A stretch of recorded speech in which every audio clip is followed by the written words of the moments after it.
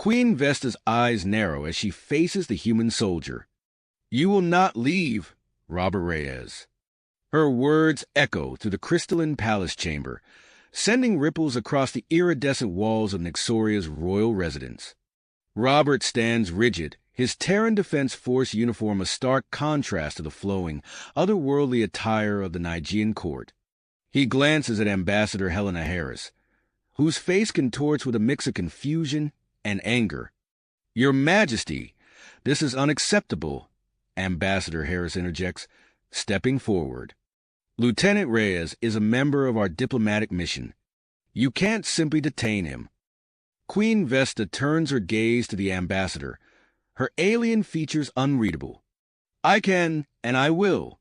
By ancient Nigean law, any individual who saves the monarch's life becomes their personal guardian. Your soldier defeated an assassin who sought my demise. He stays." Robert's mind races, recalling the events of the previous night.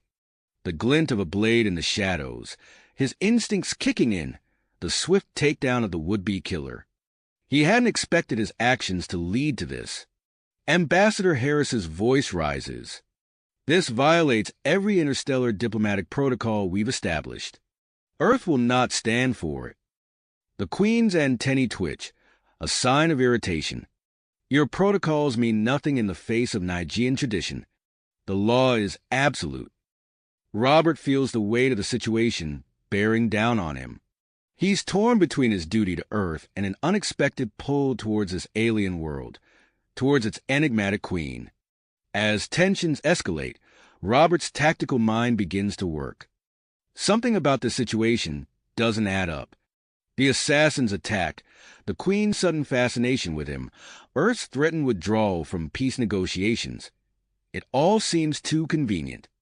In the background, Robert notices a Nigean courtier speaking in hushed tones with an off-world visitor. Their furtive glances set off alarm bells in his head. Could there be more at play here? Queen Vesta approaches Robert, her otherworldly beauty both alluring and unsettling. "You will learn to embrace your new role, Robert Reyes. Nixoria will become your home." As she speaks, Robert catches a glimpse of a data pad in the hands of the suspicious courtier. The symbols on the screen are neither Nigean nor human. A third party is involved. Suddenly, the pieces start falling into place. The assassination attempt, the diplomatic crisis, the threat of war between Earth and the Nigean Empire. It's all a ploy. Someone wants both species weakened and distracted. Robert makes a split-second decision.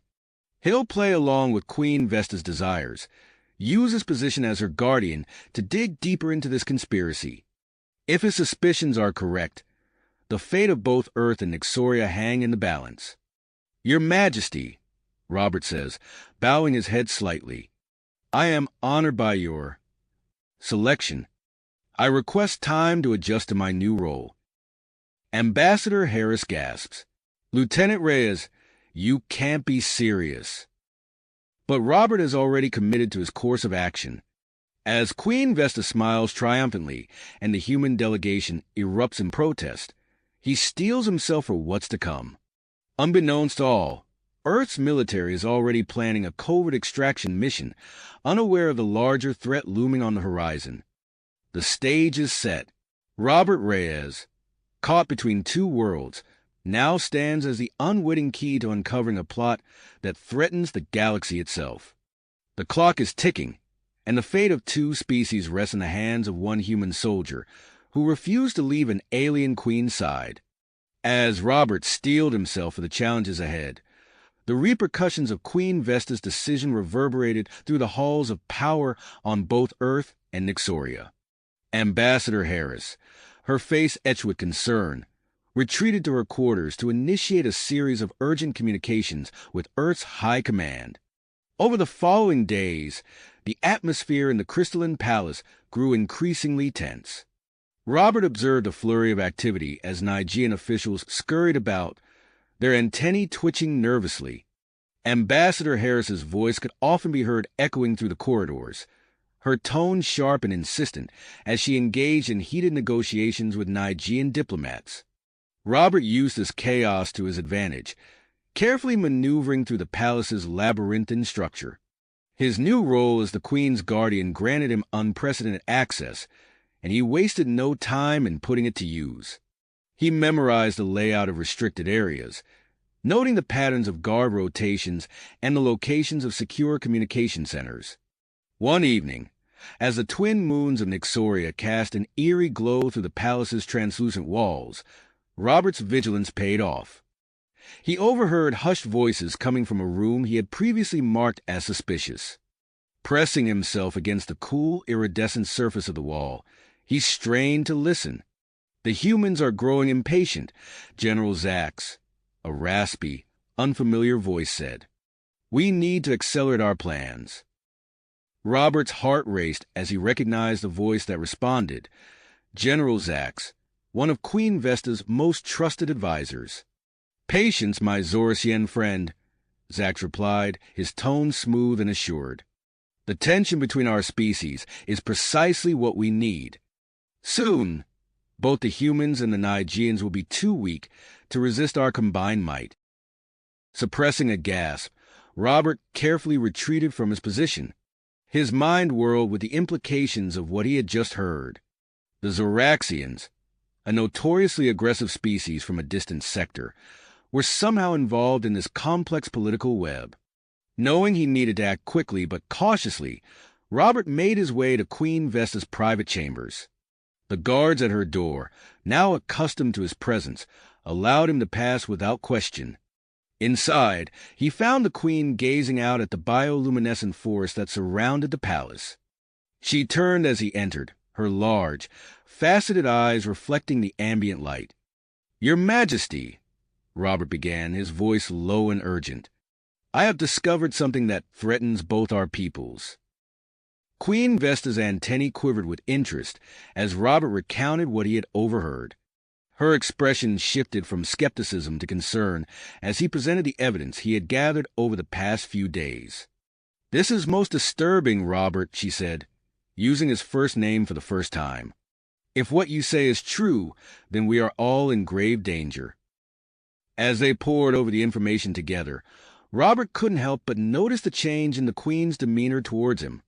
Her initial fascination seemed to have evolved into something deeper, more personal. He found himself drawn to her otherworldly beauty and keen intellect, a realization that both thrilled and unsettled him. Their quiet discussion was suddenly interrupted by the sound of heavy footsteps approaching. The door burst open, revealing General Zax, his face contorted with rage. "What is the meaning of this?" Zax bellowed, his eyes darting between Robert and the Queen. "Your Majesty, this human is a spy. He seeks to manipulate you for his own ends." Queen Vesta rose to her full height, her regal bearing on full display. "General Zax, explain yourself. How dare you enter my private chambers unannounced?" As the confrontation unfolded, Robert's tactical mind raced. He knew he had to tread carefully. One wrong move could jeopardize everything. Unknown to the trio locked in this tense standoff, another drama was unfolding in the skies above Nyxoria. A sleek, stealth-equipped human vessel pierced the planet's upper atmosphere, its presence undetected by Nigean defense systems. Inside the ship, Major Sarah Hawkins reviewed the extraction plan with her team. "Remember," she said, her voice steady and determined, "our objective is to locate and retrieve Lieutenant Reyes without alerting the Nigeans. We go in fast, we grab our man, and we get out. Any questions?" The team's silence was all the confirmation she needed. As the ship descended towards the glittering spires of the Nigean palace, Major Hawkins couldn't shake the feeling that they were about to step into a situation far more complex than any of them had anticipated. Back in the Queen's chambers, the confrontation between Robert Queen Vesta and General Zax reached a fever pitch. The fate of two worlds hung in the balance, with the added complication of an impending human extraction mission and the looming Zorasian threat. Robert knew that his next actions would determine not just his own fate, but potentially the future of interstellar peace itself. The tense standoff in Queen Vesta's chamber shattered as General Zax's wrist device emitted a high-pitched whine. In an instant, the air shimmered and crackled with energy as Zorasian soldiers materialized around them, their scaled bodies adorned with sleek armor and advanced weaponry. "Traitor!" Queen Vesta hissed, her antennae rigid with fury. Robert's combat instincts kicked in. He lunged at the nearest Zorasian, twisting the alien's arm and wrenching its weapon free. The unfamiliar device hummed in his hands as he activated it, creating a pulsing energy barrier around himself and the Queen. The Zoraxians opened fire, their energy bolts splashing against the shield in a dazzling display of light and sound. Through the flickering barrier, Robert saw General Zax backing away, a triumphant sneer on his face. Queen Vesta's eyes flashed with an otherworldly light. She opened her mouth, and a piercing shriek filled the air. The sound cut through Robert's bones, but its effect on the Zoraxians was devastating. They staggered, clutching their heads, their coordinated attack dissolving into chaos. Seizing the moment, Robert dropped the shield and sprinted towards Zax. The general's eyes widened in surprise as the human soldier tackled him to the ground. They grappled on the smooth crystal floor, Robert's earth-trained combat techniques clashing with Zax's alien physiology and strength. Zax's elbow caught Robert in the ribs, driving the air from his lungs. But Robert countered, using the general's momentum to flip him over. They rolled across the floor, trading blows, neither able to gain a decisive advantage. The chamber erupted into a full-scale battle. Queen Vesta glided to a hidden panel in the wall, her graceful movements belying the urgency of the situation. As she pressed her palm against the crystal surface, a section of the wall dissolved, revealing an ancient staff crackling with energy. Grasping the weapon, Vesta turned back to the fray. With a gesture, she sent 2 Zorasian soldiers flying across the room, their bodies contorting as if crushed by an invisible force. The gravity-manipulating staff hummed with power in her hands. Robert and Zax's struggle had carried them to the chamber's entrance. Taking advantage of a momentary opening, Zax kicked Robert away and scrambled to his feet. He bolted into the corridor, shouting orders in a language Robert didn't recognize. Alarms blared throughout the palace as Robert gave chase, Queen Vesta close behind.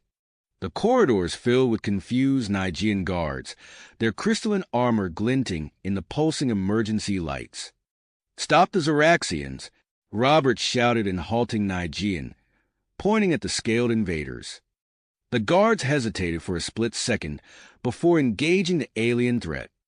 As they raced through the twisting passageways, Robert and Vesta found themselves fighting in perfect synchronization. Robert's stolen Zorasian weapon complemented Vesta's gravity staff, creating a whirlwind of energy blasts and localized gravitational anomalies that kept their pursuers at bay. A group of Zoraxians materialized ahead, cutting off their pursuit of Zax. Without breaking stride, Vesta swept her staff in an arc, sending the aliens tumbling along the ceiling. Robert picked off the stragglers with precision shots from his appropriated weapon. They burst into a vast hangar bay, its high ceiling open to the Nyxorian sky. General Zax was sprinting towards a sleek shuttle, its engines already humming to life. But it wasn't the escaping traitor that made Robert's blood run cold. Descending through the atmosphere, its massive hull blotting out the stars, was a Zorasian warship. Energy weapons bristled along its surface, thrumming with scarcely controlled power. "We need to stop that ship," Vesta said, her voice tight with urgency. Before Robert could respond, the air crackled with new energy signatures. A squad of heavily armed humans in stealth suits materialized in the hangar, their weapons trained on the chaos around them. "Lieutenant Reyes," a familiar voice called out. Major Sarah Hawkins strode forward, her face a mask of perseverance. "What in blazes is going on here?" "Major," Robert replied, his mind racing to explain the complex situation. "We've got a Zorasian invasion force incoming. That ship needs to be taken out before it can deploy its troops." Hawkins assessed the situation with a soldier's eye, taking in the alien threats, the fleeing general, and the Queen of Nyxoria wielding an ancient weapon of immense power. "All right, people," she barked to her team. "Change your plans. We're repelling an invasion now. Alpha Team, secure that shuttle. Beta Team, with me, we're going to find a way to bring down that warship." As Hawkins' team sprang into action, Robert turned to Queen Vesta. Their eyes met, a silent understanding passing between them. Whatever happened next, they would face it together. The hangar erupted into chaos as Zorsian drop pods began to punch through the atmospheric shield. The battle for Nyxoria, and perhaps the fate of Earth as well, had begun in earnest. Earnest as Zorsian drop pods punched through the atmospheric shield, raining destruction upon the once peaceful Nigean capital. Robert's eyes locked with Queen Vesta's, a silent understanding passing between them. They had to act fast. Major Hawkins approached, her face set with unyielding commitment. "We need a plan, and we need it now," she said, her voice barely audible over the chaos erupting around them. Robert nodded, his mind racing. "We split up. Major, you and your team secure the palace's central communications hub. The Queen and I will go after General Zax. He can't be allowed to escape with whatever intel he has on both our species." Queen Vesta's antennae twitched in agreement. "I concur. We must act swiftly." Without further hesitation, they sprang into action. Major Hawkins barked orders to her team, and they moved out, their sleek Earth weaponry at the ready. Robert and Queen Vesta turned their attention to the fleeing General Zax, who was making a beeline for a Zorsian dropship at the far end of the hangar. As they gave chase, Robert marveled at the Queen's agility. Despite her regal bearing, she moved with the grace of a trained warrior. They weaved through the chaos of the hangar, dodging energy blasts and debris. Zax was mere meters from the dropship when Queen Vesta raised her gravitational staff. The air around them shimmered and distorted as she created a localized field of increased gravity. The effect was immediate and dramatic. Zax and the nearby Zorsian soldiers slowed to a crawl, their movements labored and sluggish. Robert seized the opportunity, closing the distance in a few quick strides. He launched himself at Zax, tackling the general to the ground. They grappled fiercely, Robert's Earth-honed combat skills pitted against Zax's alien physiology. As they struggled, Robert managed to get a hand on Zax's personal shield device. With a sharp twist, he disabled it, leaving the traitorous general vulnerable.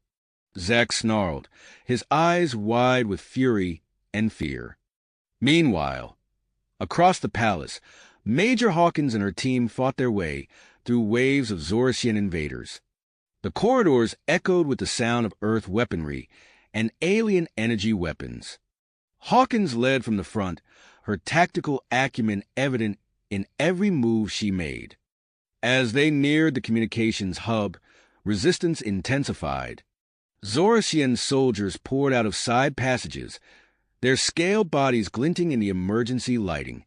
Hawkins' team held firm, their advanced training giving them the edge in close-quarter combat. With a final push, they breached the hub's defenses. Inside, they found a scene of frantic activity. Zorsian technicians worked feverishly at the Nigean consoles, their clawed hands flying over alien interfaces. "Stop them!" Hawkins shouted, raising her weapon.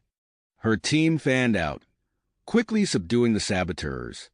As the last Zorsian fell, Hawkins approached the main console, her face grim. The damage was extensive, but not irreparable. Back in the hangar, the fight between Robert and Zax had reached a fever pitch. They rolled across the floor, trading blows, neither able to gain a decisive advantage. Queen Vesta stood ready, her staff humming with power, but unable to intervene without risking Robert's safety. Suddenly, Zax's hand went to his chest. A manic gleam entered his eyes. "If I go down," he hissed, "you're coming with me, human." Robert's eyes widened as he realized what was happening. Zax had activated some kind of explosive device hidden in his uniform. Time seemed to slow as Robert braced for the inevitable blast. But it never came. Instead, he found himself encased in a shimmering bubble of energy. Queen Vesta had reacted with lightning speed, using her staff to create a protective field around him. The explosion rocked the hangar, and through the distorted field, Robert saw the Queen stagger back, caught in the blast. As the energy field dissipated, Robert rushed to Queen Vesta's side. She had collapsed to the floor, her iridescent exoskeleton scorched and cracked in places. Her large, faceted eyes flickered weakly as she looked up at him. "Your Majesty," Robert said, his voice thick with concern. He cradled her head gently, acutely aware of how fragile she seemed in that moment. Their eyes met, and something passed between them, something deeper than words could express. With a grunt of effort, Robert scooped the Queen into his arms. They needed to get to safety, to regroup and plan their next move. As he carried her towards the palace's inner sanctum, he could feel her heartbeat, so alien and yet so familiar, pulsing against his chest. They encountered pockets of resistance along the way, a mix of confused Nigean guards and Zorasian invaders. Robert's combat instincts took over, his body moving almost on autopilot as he protected the Queen. When necessary, Queen Vesta would summon the strength to use her sonic abilities, disorienting their attackers long enough for Robert to neutralize them. As they neared the secure bunker, Robert's mind raced. The situation was dire, but not hopeless.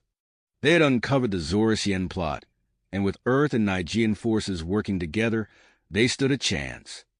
But first, they needed to ensure the Queen's safety and rally the Nigean leadership. The bunker's massive doors loomed before them, a promise of temporary safety in a world turned upside down. As Robert prepared to face whatever challenges lay beyond those doors, he felt Queen Vesta's hand tighten on his arm.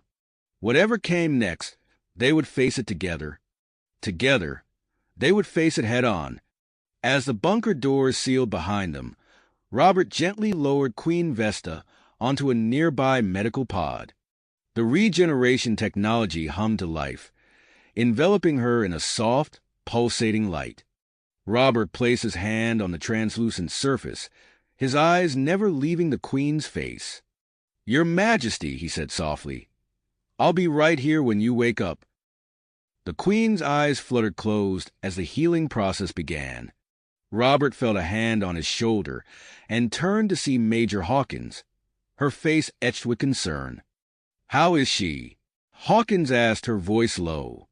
"She'll pull through," Robert replied, his teeth clenched. "She has to." As they waited, Robert briefed Hawkins on the situation. The Major's team had managed to secure the communications hub, but the Zorasian invasion was intensifying. Every passing moment brought more enemy ships into Nixorian airspace. Suddenly, the medical pod beeped, signaling the completion of its cycle. The transparent cover slid open, and Queen Vesta sat up, her exoskeleton now gleaming and fully repaired. Her eyes met Robert's, and a silent understanding passed between them. Before they could speak, the bunker's alarms blared to life.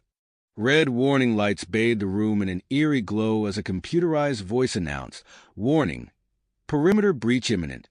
Zorasian forces approaching." Robert's military training kicked in instantly. He scanned the room, quickly assessing their resources and formulating a plan. His mind raced through possible scenarios, weighing risks and potential outcomes. "We need to take the fight to them," he said, his voice cutting through the chaos of the alarms. A direct assault on their flagship could turn the tide of this invasion. Queen Vesta's antennae twitched with interest. "You propose we infiltrate their command ship?" she asked, her voice betraying a mix of curiosity and admiration. Robert nodded. "If we can capture or eliminate their supreme commander, it could throw their entire operation into disarray." The Queen considered this for a moment, then stood, her regal bearing returning in full force. "A bold plan, Lieutenant Reyes, and one I intend to be part of." Robert opened his mouth to protest, but Vesta raised a hand to silence him. "My knowledge of Nigean technology and my unique abilities could prove crucial to this mission's success. I will not sit idly by while my world burns." Their exchange was interrupted by the arrival of a new figure. A lithe, blue-skinned Nigean in a pilot's uniform burst through the bunker's inner doors, her breathing heavy from exertion.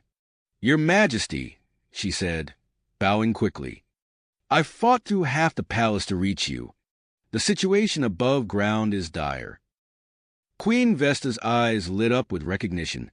"Captain Lyra Solaris," she said, a note of relief in her voice. "Your timing is impeccable." Robert looked at the newcomer with interest. "Captain Solaris?" "The most skilled pilot in the Nigean royal fleet," Queen Vesta explained. She turned to Solaris. "Captain, we're mounting a mission to infiltrate the Zorus-Yen flagship. Your expertise will be invaluable." Solaris straightened, her eyes gleaming with grit. "I'm at your service, Your Majesty." With the team assembled, they moved swiftly. Queen Vesta led them through a series of hidden passages, descending deep beneath the palace. They emerged into a vast, secret hangar bay, where a sleek, dark ship waited. "The Shadow Wing," Captain Solaris breathed, her voice tinged with awe. "I've only heard rumors about this ship." As they boarded the experimental stealth vessel, Robert established communication with Major Hawkins, coordinating their efforts with the human extraction team on the ground. The plan was set. Hawkins and her team would launch diversionary attacks to draw attention away from the infiltration mission. Captain Solaris took her place at the Shadow Wing's controls, her hands dancing over the alien interface with practiced ease. Robert and Queen Vesta positioned themselves at the ship's defensive stations, their movements in perfect sync, as if they'd trained together for years. The hangar bay doors slid open, revealing the chaos of the battle raging in Ixoria's atmosphere. Zorus-Yen warships filled the sky, their energy weapons painting deadly patterns across the clouds. "Hold on," Solaris warned, her voice steady despite the gravity of their situation. The Shadow Wing shot forward, its advanced propulsion system humming with power. They weaved through the onslaught of Zorus-Yen ships, Robert and Queen Vesta working in tandem to operate the defensive systems. Energy blasts from enemy vessels dissipated harmlessly against the Shadow Wing's shields, the few that got through easily evaded by Solaris's expert piloting. As they ascended into orbit, a massive structure loomed before them, dwarfing all other ships in the Zorus-Yen fleet. The flagship hung in space like a malevolent star, filled with weapons and radiating power. Robert's eyes narrowed as he studied the flagship's defenses. Years of combat experience against Zorus-Yen technology allowed him to spot a weakness in the shield configuration. "There," he said, pointing to a specific section of the ship. "Captain Solaris, if you can get us through that gap in their shields, we might just pull this off." Solaris nodded, her fingers tightening on the controls. "Brace yourselves," she warned. "This is going to be close." The Shadow Wing dove towards the flagship, threading through a storm of energy blasts and debris. With a series of maneuvers that seemed to defy the laws of physics, Solaris guided the ship through the gap Robert had identified. They slipped past the flagship's defenses, the Shadow Wing's stealth systems keeping them hidden from Zorus-Yen sensors. Solaris guided them to a little-used maintenance bay, sending the ship down with barely a whisper. As the trio disembarked, Robert couldn't help but feel a surge of anticipation. They were in the heart of enemy territory, about to attempt a mission that could alter the course of the war. He looked at Queen Vesta and Captain Solaris, both armed with a mix of human and Nigean weapons, their faces set with willpower. "Remember," Robert said quietly as they approached the bay's exit, "our primary objective is to reach the command center and neutralize the Supreme Commander. Stay alert, stay together, and we might just pull this off." With a nod to his companions, Robert activated the door controls. As the massive portal slid open, revealing the dimly lit corridors of the Zorasian flagship, one thought echoed in his mind. The real battle was about to begin. The narrow corridor stretched before them, dimly lit and ominously quiet. Robert took point, his weapon at the ready as he led Queen Vesta and Captain Solaris deeper into the heart of the Zorasian flagship. Their footsteps echoed softly against the metal floors, each sound amplifying their sense of vulnerability. "We need to reach the command center," Robert whispered, his eyes scanning for any sign of movement. "Taking out the supercomputer won't be enough to stop the immediate threat to the capital." Queen Vesta nodded, her antennae twitching slightly as she processed the information. "Agreed. We must confront Supreme Commander Zarzoth directly." Captain Solaris stepped forward, her blue skin shimmering under the low light. "I can guide us through the maintenance shafts and lesser-used passageways. It should help us avoid large concentrations of Zorasian forces." Robert nodded, impressed by the captain's knowledge. "Lead the way." As they navigated through the labyrinthine interior of the ship, Robert's combat instincts kicked into high gear. At each junction, he moved swiftly and silently, neutralizing Zorasian guards before they could raise an alarm. His Earth combat techniques proved devastatingly effective against the unsuspecting aliens. After what felt like hours of tense navigation, they found themselves in a narrow service duct, mere meters away from the command center. Queen Vesta's eyes gleamed with dedication as she turned to her companions. "I have a plan," she said, her voice barely above a whisper.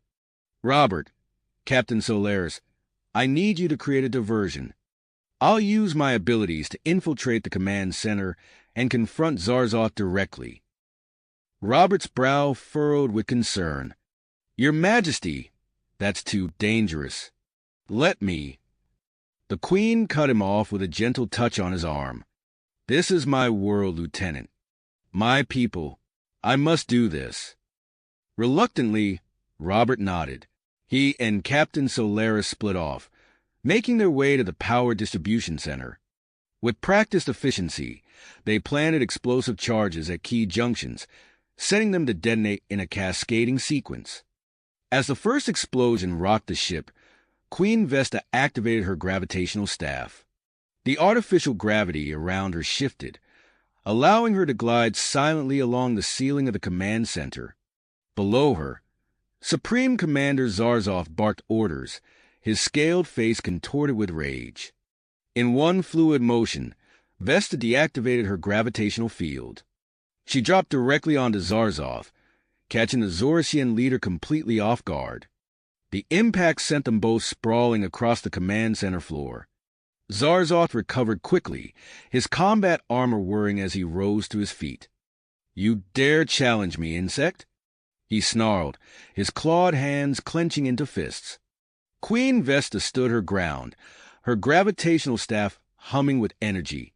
"Your invasion ends now, Zarzoth." The two leaders clashed in a blur of motion. Vesta's agility and mastery of gravitational manipulation allowed her to dance around Zarzoth's powerful but slower attacks. She struck with precision, her staff leaving dents in the Zoraxian's advanced armor. Meanwhile, Robert and Captain Solaris fought their way back towards the command center. Waves of Zorasian soldiers poured into the corridors, alerted by the explosions. Robert's Earth combat training meshed seamlessly with Solaris's Nigean marksmanship, creating a formidable duo that steadily pushed forward despite being vastly outnumbered. Back in the command center, the battle between Queen Vesta and Supreme Commander Zarzoth reached a fever pitch. Vesta managed to disarm the Zorasian, sending his weapon skittering across the floor. But Zarzoth was far from defeated. With a snarl, he activated a hidden blade in his armor, slashing at the Queen and catching her across the abdomen. Vesta staggered back, golden ichor seeping from the wound. Gritting her teeth against the pain, she unleashed a sonic scream that sent Zarzoth reeling, his sensitive auditory organs overloaded by the assault. At that moment, Robert and Captain Solaris burst into the command center. Robert's eyes widened as he saw Queen Vesta's injury. Without hesitation, he rushed to her side, providing cover fire as he closed the distance. Captain Solaris turned her attention to the remaining Zorsian officers, her precision shots neutralizing them with ruthless efficiency. Within moments, the command center was secure. Robert reached Queen Vesta just as she wavered on her feet. He caught her, supporting her weight as he assessed her wound. "Your Majesty, you're injured," he said, his voice tight with concern. Despite the pain, Vesta managed a small smile. "It's nothing, Lieutenant. We have more pressing matters." Together, they turned their attention to Supreme Commander Zarzov, who now lay subdued on the floor. Robert quickly restrained the Zorsian leader, while Queen Vesta, leaning heavily on her staff, made her way to the ship's communication systems. With a few swift commands, she accessed the flagship's broadcast capabilities. Her voice, regal and unwavering despite her injury, echoed throughout the Zorsian fleet. "Attention, Zorsian forces. This is Queen Vesta of Nixoria. Your Supreme Commander has been captured, and your flagship is under our control. Cease all hostilities immediately and surrender to the combined human-Nigean fleet." As the message played on a loop, the effect was almost instantaneous. The Zorsian invasion force fell into disarray. Some ships began to retreat, while others powered down their weapons systems in surrender. Robert turned his attention back to Queen Vesta's injury, carefully cleaning and bandaging the wound. Their eyes met, and for a moment, the chaos around them seemed to fade away. The connection between them, forged in the heat of battle and shared trials, felt deeper than ever before. Captain Solaris's voice broke the moment. "Your Majesty, Lieutenant, I've established communication with Major Hawkins on the surface.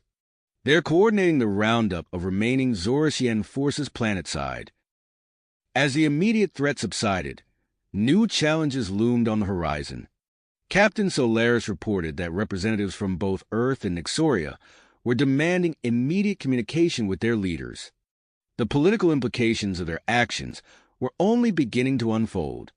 Before they could address these new complications, the ship's sensors blared to life. A second wave of vessels was approaching rapidly. Robert tensed, fearing Zorsian reinforcements, but Captain Solaris's analysis revealed a surprising truth. "It's not the Zoraxians," she said, her voice filled with wonder. "These are ships from various alien species. It seems news of our conflict has spread far beyond our systems." As the trio stood in the command center of the captured Zorsian flagship, they faced not only the aftermath of their daring mission, but also the dawn of a new era in interstellar relations. The arrival of these new alien races promised to add layers of complexity to an already delicate situation. Robert glanced at Queen Vesta, noting the grit in her eyes despite her injury. Whatever challenges lay ahead, he knew they would face them together. The bond between them, transcending species and duty, had been tempered in the fires of battle and emerged stronger than ever. With a shared nod of understanding, they turned to face the view screen, watching as the fleet of alien ships drew ever closer to their position.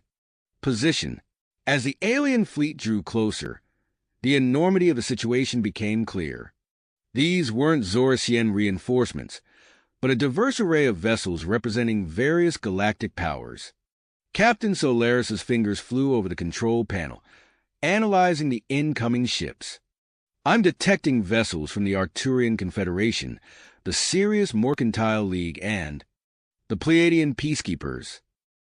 Robert exchanged a glance with Queen Vesta, noting the mix of concern and intrigue in her eyes. "This complicates things," he said, his mind already racing through potential scenarios. Queen Vesta straightened, wincing slightly from her injury. "It also presents an opportunity. Captain Solaris, open a channel to the incoming fleet."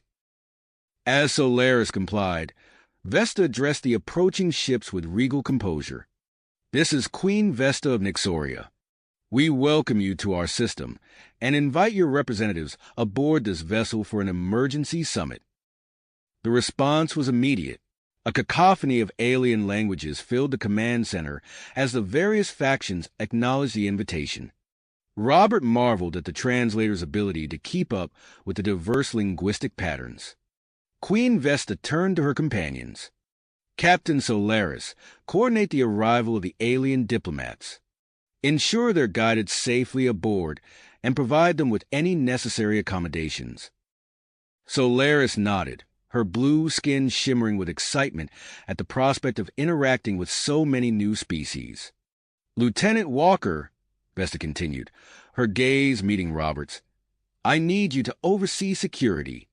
Your experience with both human and Zorasian combat tactics will be invaluable.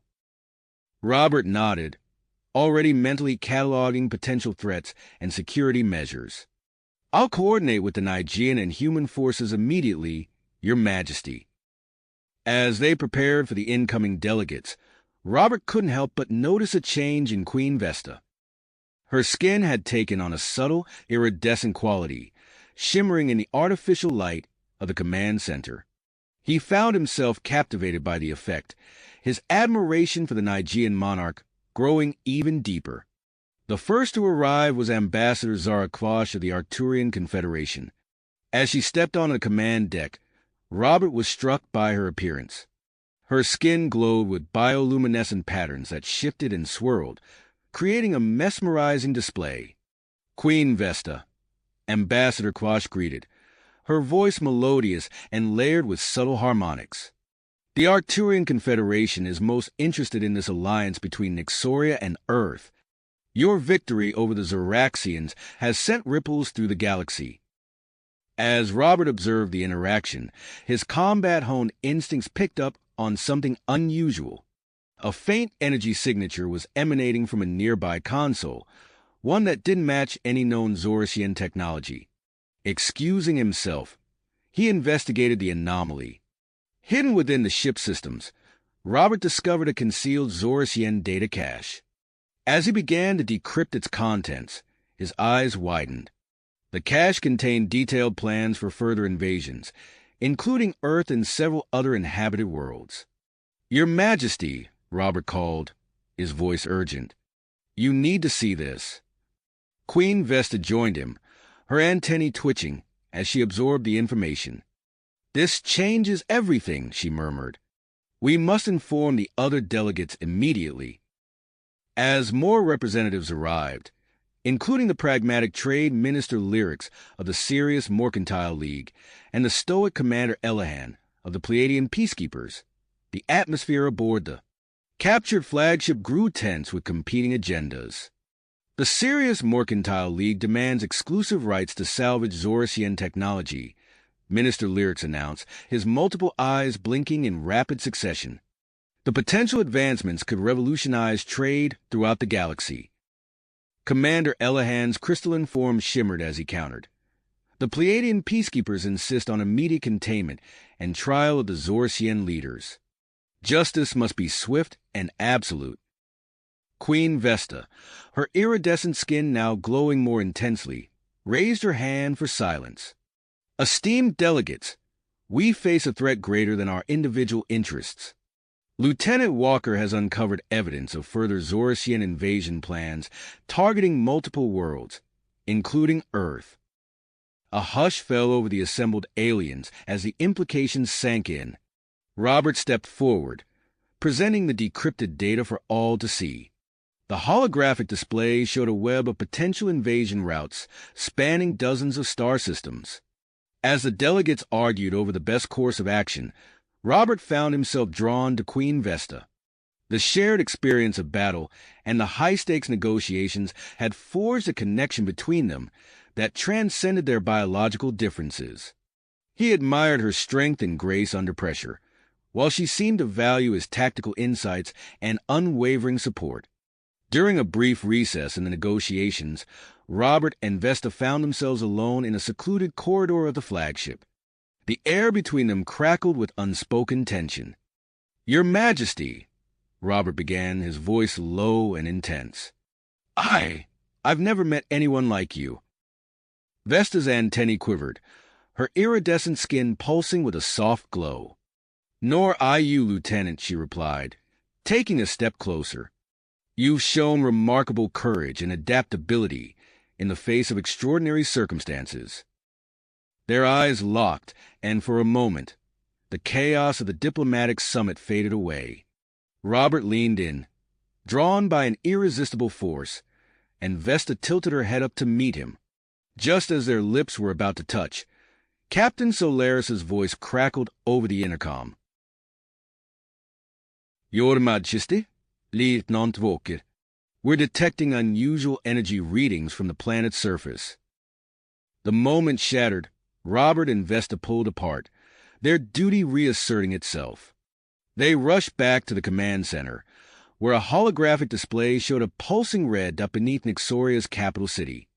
It appears to be some sort of Zorasian device, Solaris reported, her fingers flying over the controls. The energy signature is growing stronger by the minute. Robert's mind raced, connecting the dots. A doomsday device, he said grimly, hidden by the Zoraxians as a failsafe. Queen Vesta's eyes widened in horror.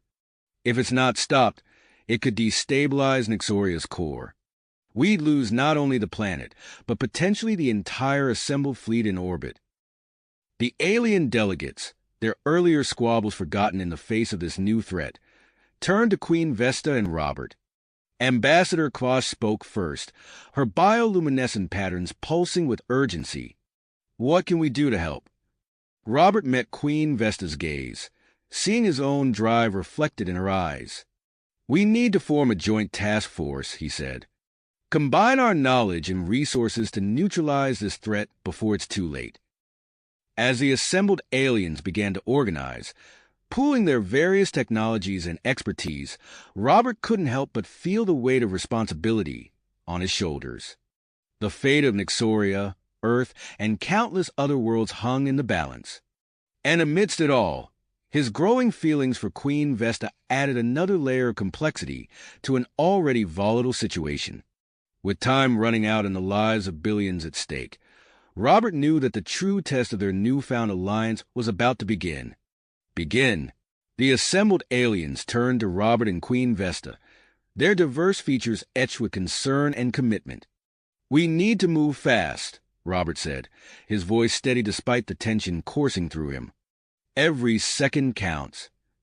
Queen Vesta nodded, her antennae quivering with nervous energy. Agreed. Captain Solaris, what's our plan of attack? The Nigerian officer's fingers flew over her datapad, projecting a holographic map of Nixoria's capital city. A pulsing red that marked the location of the Zorasian doomsday device. I've developed a portable device that can interface with and potentially deactivate the Zorasian weapon, Solaris explained. But it requires direct access to the device's core.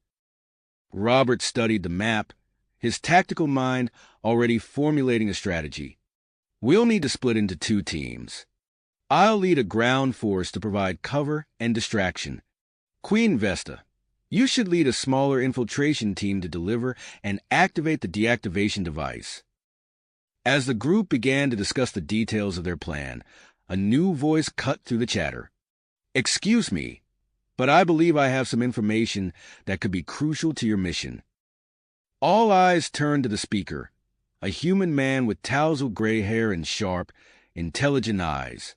He stepped forward, extending his hand to Robert. Dr. Xander Voss, xenobiologist. I've been studying Zorasian physiology, and I think I can help. Robert shook the doctor's hand, intrigued. What kind of help? Dr. Voss pulled out his own datapad, displaying a detailed diagram of Zorasian anatomy.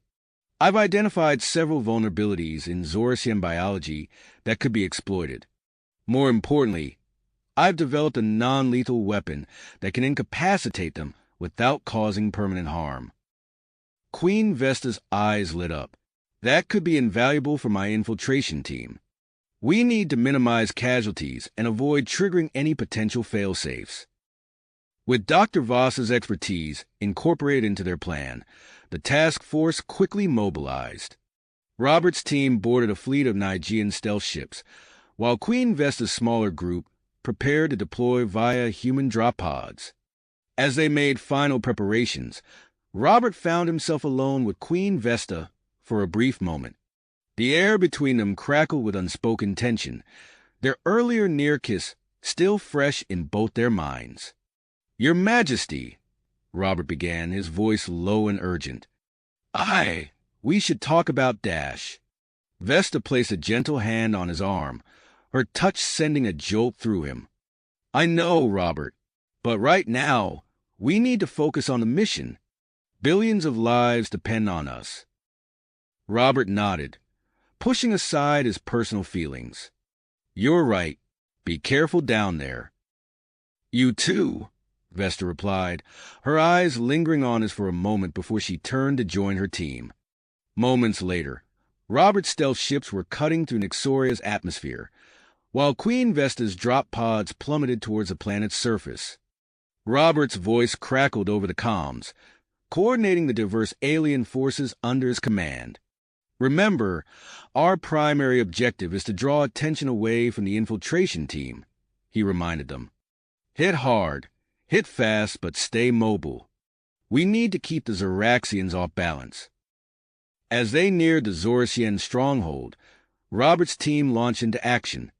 Arcturian energy beams lanced through the air, while Syrian hover tanks provided cover fire. Robert himself led a squad of human and Nigean troops, using Dr. Voss's non-lethal weapons to incapacitate Zorasian defenders.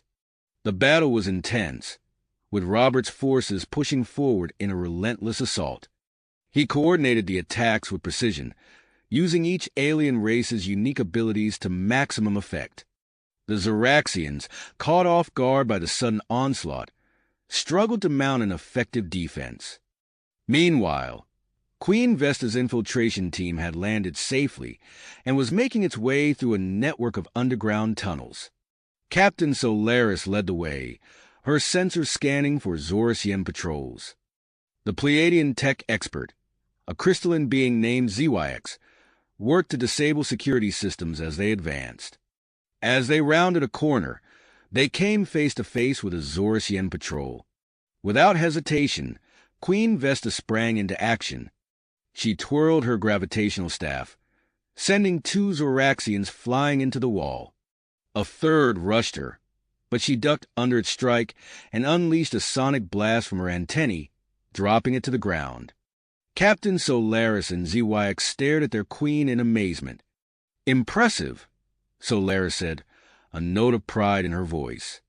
Vesta allowed herself a small smile. "Let's keep moving. We're getting close." As they approached the chamber housing the Doomsday device, they encountered a complex security system. Captain Solaris attempted to bypass it, her fingers dancing over the alien controls. Suddenly, an alarm blared, and the chamber began to fill with a sickly green gas. "It's a toxic failsafe," Solaris cried, coughing as the gas filled her lungs.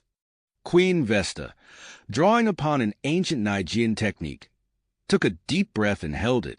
Fighting against the disorienting effects of the gas, she made her way to the environmental controls.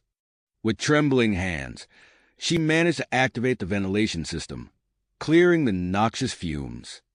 As the air cleared, they finally laid eyes on the Zorasian Doomsday device. It was a massive, pulsating orb of energy, far larger and more complex than they had anticipated. Captain Solaris's face fell as she examined it. "This is more advanced than we thought," she said, her voice tense. "I'll need to modify our deactivation device to interface with it properly." As Solaris worked feverishly to adapt their technology, the sound of approaching Zorasian reinforcements echoed through the tunnels. Queen Vesta and ZYX took up defensive positions, preparing for the impending assault. Outside, Robert's team was being pushed back by waves of Zorasian troops. Realizing they needed a game-changer, Robert opened a channel to the alien diplomats in orbit.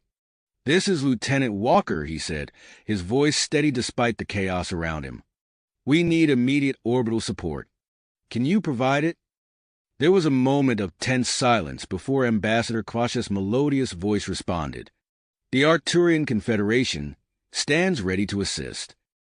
One by one, the other alien factions chimed in, setting aside their differences in the face of the greater threat. Moments later, the sky lit up with a coordinated barrage of alien weaponry, decimating the Zorasian defenses. Taking advantage of the confusion, Robert led a small squad to break through the enemy lines. They fought their way into the underground complex, following Queen Vesta's locator signal. As they burst into the chamber housing the Doomsday device, they found Captain Solaris just finishing her modifications to the deactivation device. Queen Vesta turned to Robert, relief evident in her eyes. "You made it," she said. Her voice warmed despite the tension of the moment. Robert allowed himself a small smile. "Couldn't let you have all the fun." Their reunion was cut short as Captain Solaris's voice rang out, filled with alarm. "Wait! Don't activate it yet. I've discovered something troubling." All eyes turned to the Nigean officer as she explained. The device is linked directly to Supreme Commander Zarzalta's life signs. If he dies, it will detonate immediately. The revelation hit the group like a physical blow. Robert and Queen Vesta exchanged a look, both realizing the impossible choice before them. They needed to neutralize the threat of the Doomsday device, but they couldn't risk Zarzalta's life in the process.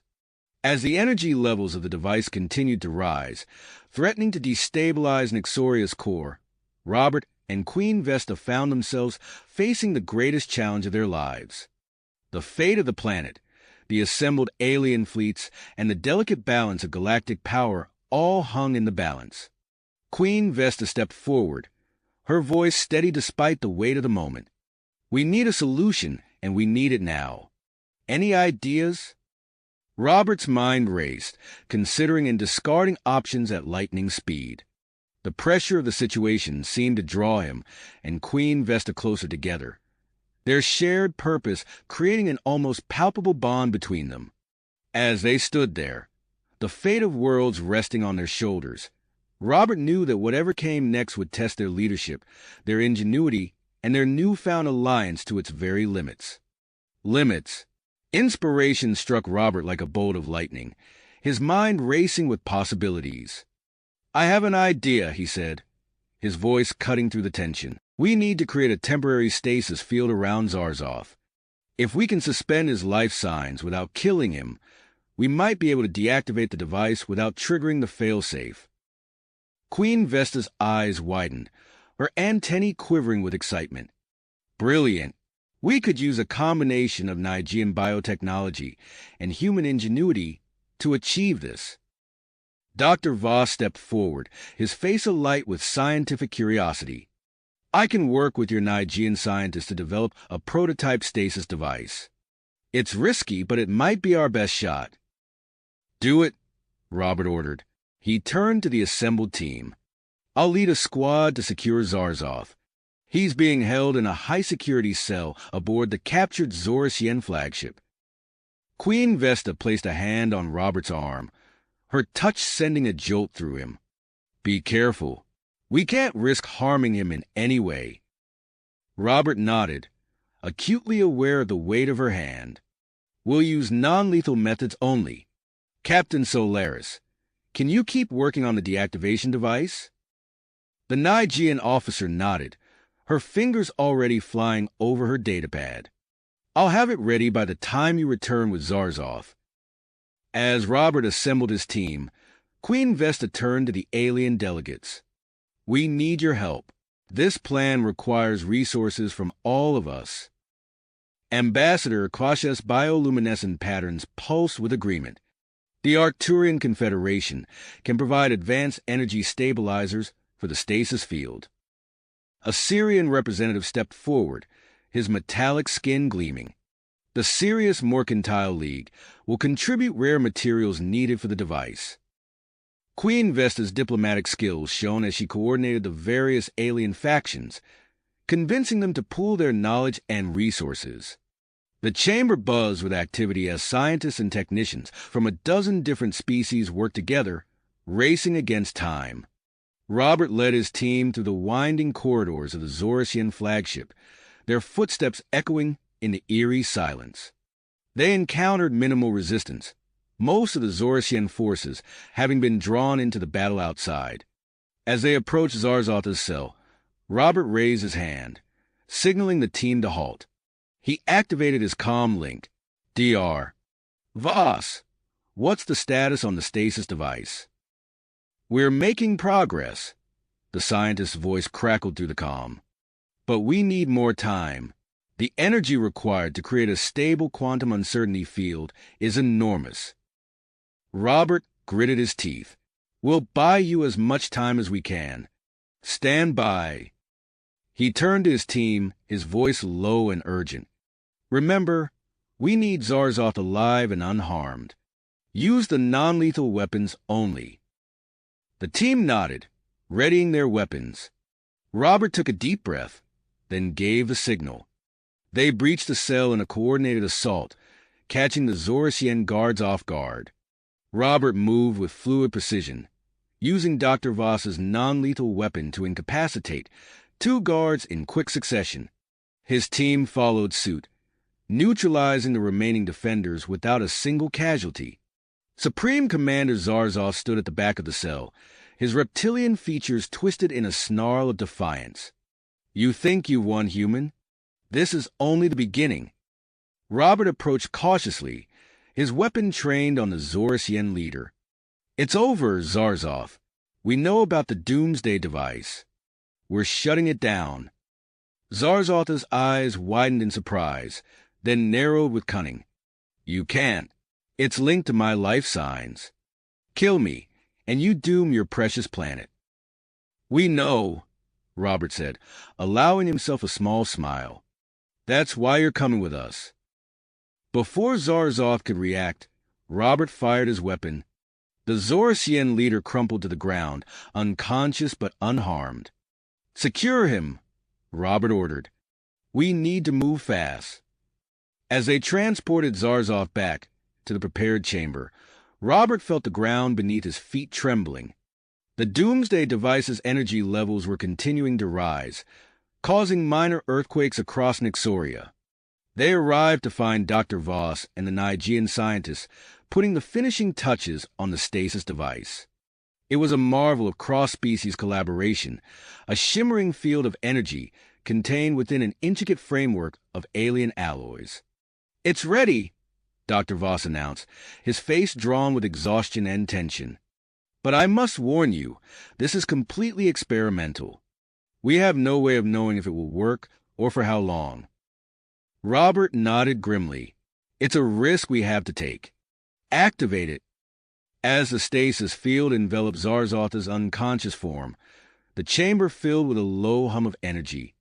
The Zorasian leader's body seemed to flicker, caught between states of existence. It's working, Dr. Voss said, his voice filled with awe. His life signs are now in a state of quantum uncertainty. Theoretically, this should prevent the Doomsday device from detecting any change in his status. Queen Vesta stepped forward, her eyes fixed on the shimmering stasis field. Then it's time. We need to deactivate the Doomsday device now, before the stasis field fails. Robert turned to her, his heart pounding with a mixture of fear and admiration. I'll coordinate the evacuation of nearby cities, just in case. You lead the team to the device's core. Their eyes met, and for a moment, the chaos around them seemed to fade away. Robert wanted to say something, to acknowledge the connection that had grown between them, but there was no time. Queen Vesta nodded, understanding passing between them without words. She gathered her team and headed towards the Doomsday device's chamber. As Robert began coordinating the evacuation efforts, he couldn't help but feel a sense of dread. The fate of Nyxoria, Earth, and countless other worlds now rested on their high-stakes endeavor. And as he watched Queen Vesta disappear down the corridor, he realized that he had never felt more alive or more terrified in his entire life. Life! As the tension in the room reached its peak, Captain Solaris's voice cut through the silence. "It's done. The device is neutralized." A collective sigh of relief swept through the chamber. Robert felt his shoulders sag as the weight of imminent destruction lifted. He turned to Queen Vesta, their eyes meeting in a moment of shared triumph. Their victory, however, was just the beginning. In the days that followed, the Nigean capital transformed into a hub of frenetic diplomatic activity. Ships from dozens of alien races filled the skies, their designs as varied as the species they carried. The successful repulsion of the Zorasian invasion had catapulted the human-Nigean alliance into the galactic spotlight. Robert found himself thrust into a whirlwind of meetings and strategy sessions. As he oversaw the integration of human and Nigean military forces, he couldn't help but feel a sense of pride at how far they'd come in such a short time. Queen Vesta, meanwhile, was constantly surrounded by a rotating cast of dignitaries and advisors. Robert caught glimpses of her across crowded rooms, her regal bearing a stark contrast to the chaos around her. Their eyes would meet briefly, a silent acknowledgement passing between them before duty pulled them apart once more. As Robert left yet another meeting, he nearly collided with a towering Nigean in an ornate military uniform. The newcomer's antennae twitched with barely concealed disdain as he took in Robert's human features. "So, the rumors are true," the Nigean said, his voice a low rumble. "Humans walk freely in our halls." Robert straightened, meeting the alien's gaze. "General Thax Corvalin, I presume? I'm Lieutenant Rupert Walker. Welcome back to Nixoria." Corvalin's eyes narrowed.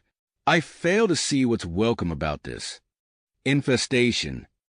Before Robert could respond, Queen Vesta's voice rang out from behind him. "General Corvalin, how fortunate that you've met Lieutenant Walker. He played a crucial role in saving our world from the Zorasian threat." The general's antennae flattened against his head, a clear sign of disapproval. "Your Majesty, with all due respect, allowing aliens such influence over our affairs is a dangerous precedent." Queen Vesta's expression remained neutral, but Robert could sense the steel beneath her calm exterior. "The galaxy is changing, General. We must adapt or be left behind." As Corvalin opened his mouth to argue further, an alarm blared through the complex. Robert's comm unit crackled to life with an urgent message from Dr. Voss. "Lieutenant Walker, we have a situation in the containment area. Zorasian loyalists are attempting to free Zarzoth." Robert's mind raced. "I'm on my way. Queen Vesta, we need to dash." But the Queen was already moving, her gravitational staff materializing in her hand. "Let's go." They sprinted through the corridors, the sound of combat growing louder. As they rounded the final corner, a blinding flash erupted, followed by darkness. The Zoraxians had deployed an electromagnetic pulse, disabling the security systems. Robert activated his backup headlamp, illuminating the chaos before them. Zorasian infiltrators grappled with security personnel in the dimly lit hallway. Without hesitation, he charged into the fray, his combat training taking over. He ducked under a Zoraxian's swinging arm, using the alien's momentum to throw it into a wall. Nearby, Queen Vesta wielded her gravitational staff with deadly precision. She created localized fields of increased gravity, pinning Zorasian attackers to the floor and giving Robert's team the advantage they needed. As Robert engaged a particularly large Zorasian in hand-to-hand combat, he caught glimpses of Queen Vesta moving through the battle with fluid grace. Her actions, so far removed from traditional Nigean royalty, sent a thrill through him. With the combined efforts of Robert's team and Queen Vesta's gravitational manipulation, they managed to subdue the Zorasian infiltrators. As the last attacker fell, Robert and Vesta found themselves face to face, breathing heavily. "Are you all right?" Robert asked, his hand instinctively reaching out to touch her arm. Queen Vesta nodded, Her eyes locked on his. Yes, thanks to you. The air between them seemed to crackle with unspoken tension. Robert became acutely aware of how close they were standing, of the way her antennae quivered slightly as she looked at him. Before either of them could speak, a security officer approached. Your Majesty, Lieutenant, we've secured the area. Supreme Commander Zarzov is safe. The moment broken, Robert and Queen Vesta stepped apart. Excellent work, the Queen said, her voice steady despite the flush on her cheeks. Increase security and begin a full sweep of the facility. As the officer hurried away, Robert's comm unit chimed with an incoming transmission from Earth High Command. He glanced at Queen Vesta, torn between duty and the desire to stay with her. Go, she said softly. We both have responsibilities to attend to. Robert nodded, reluctantly turning away. As he headed towards the command center to take the call, his mind raced with the implications of their growing closeness. Little did he know that this transmission would add yet another layer of complexity to their already complicated situation. As Robert made his way to the command center, the transmission from Earth High Command crackled to life on the large view screen. Lieutenant Walker, Admiral Zhao's stern face filled the screen, her expression grave. We've received disturbing intelligence. Our deep space probes have detected an anomaly at the edge of the Nigean system. It matches descriptions in ancient texts of a threat known as the Void Harbingers. Robert's mind raced, processing the implications. Void Harbingers? What exactly are we dealing with, Admiral? We're not sure, Zhao replied, her brow furrowed. But if the old stories are to be believed, they're a force capable of consuming entire star systems. We need you to inform Queen Vesta immediately. Earth is calling for an emergency summit of all major interstellar powers on Nixoria. Understood, Admiral. I'll brief the Queen right away.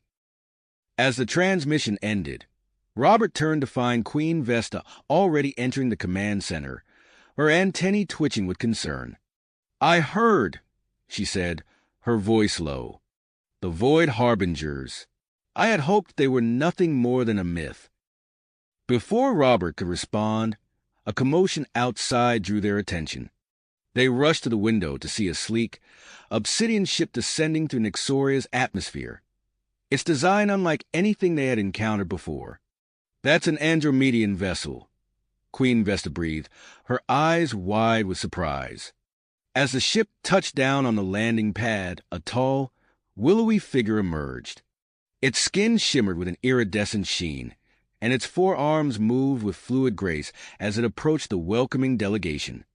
Ambassador Krell Zaxthor, Queen Vesta explained to Robert, the most renowned diplomat of the Andromeda Alliance. His presence here can only mean one thing. The situation is even more dire than we realized.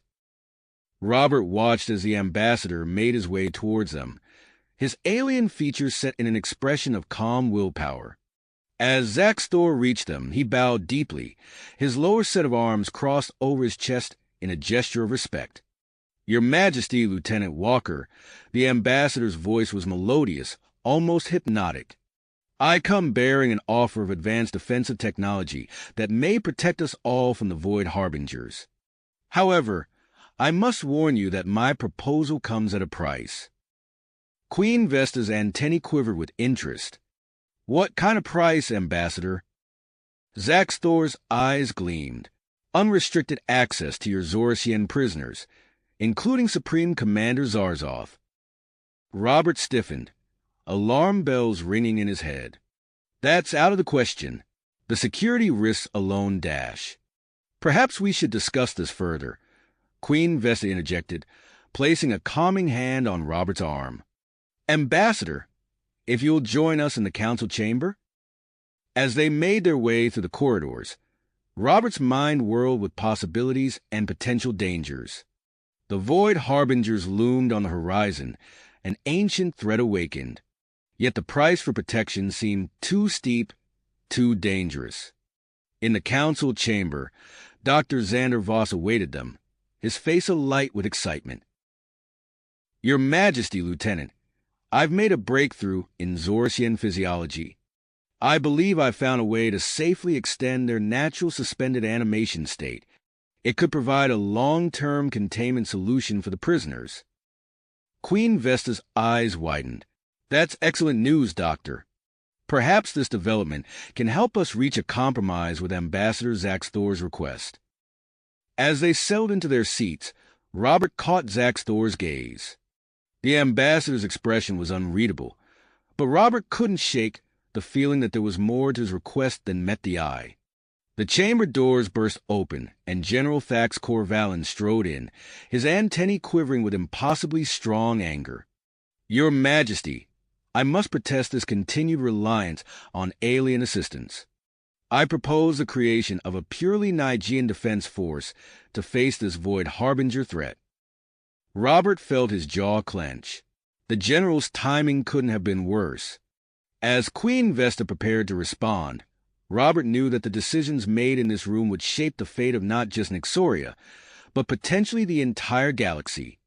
The air crackled with tension as the assembled leaders faced each other, each with their own agenda, their own vision for the future. And somewhere beyond the stars, an ancient evil stirred, its hungry gaze fixed upon the worlds that now scrambled to defend themselves against the coming storm. Darkness. The Void Harbinger's arrival loomed over them all, an existential threat that demanded immediate action. As the council chamber erupted into heated debates, Queen Vesta stood, her antennae twitching with commitment. Enough, she said, her voice cutting through the chaos. We cannot afford to be divided in the face of this threat. Lieutenant Walker and I will undergo the rite of sovereign affirmation. A hush fell over the room. Robert's eyes widened, recognizing the gravity of her decision.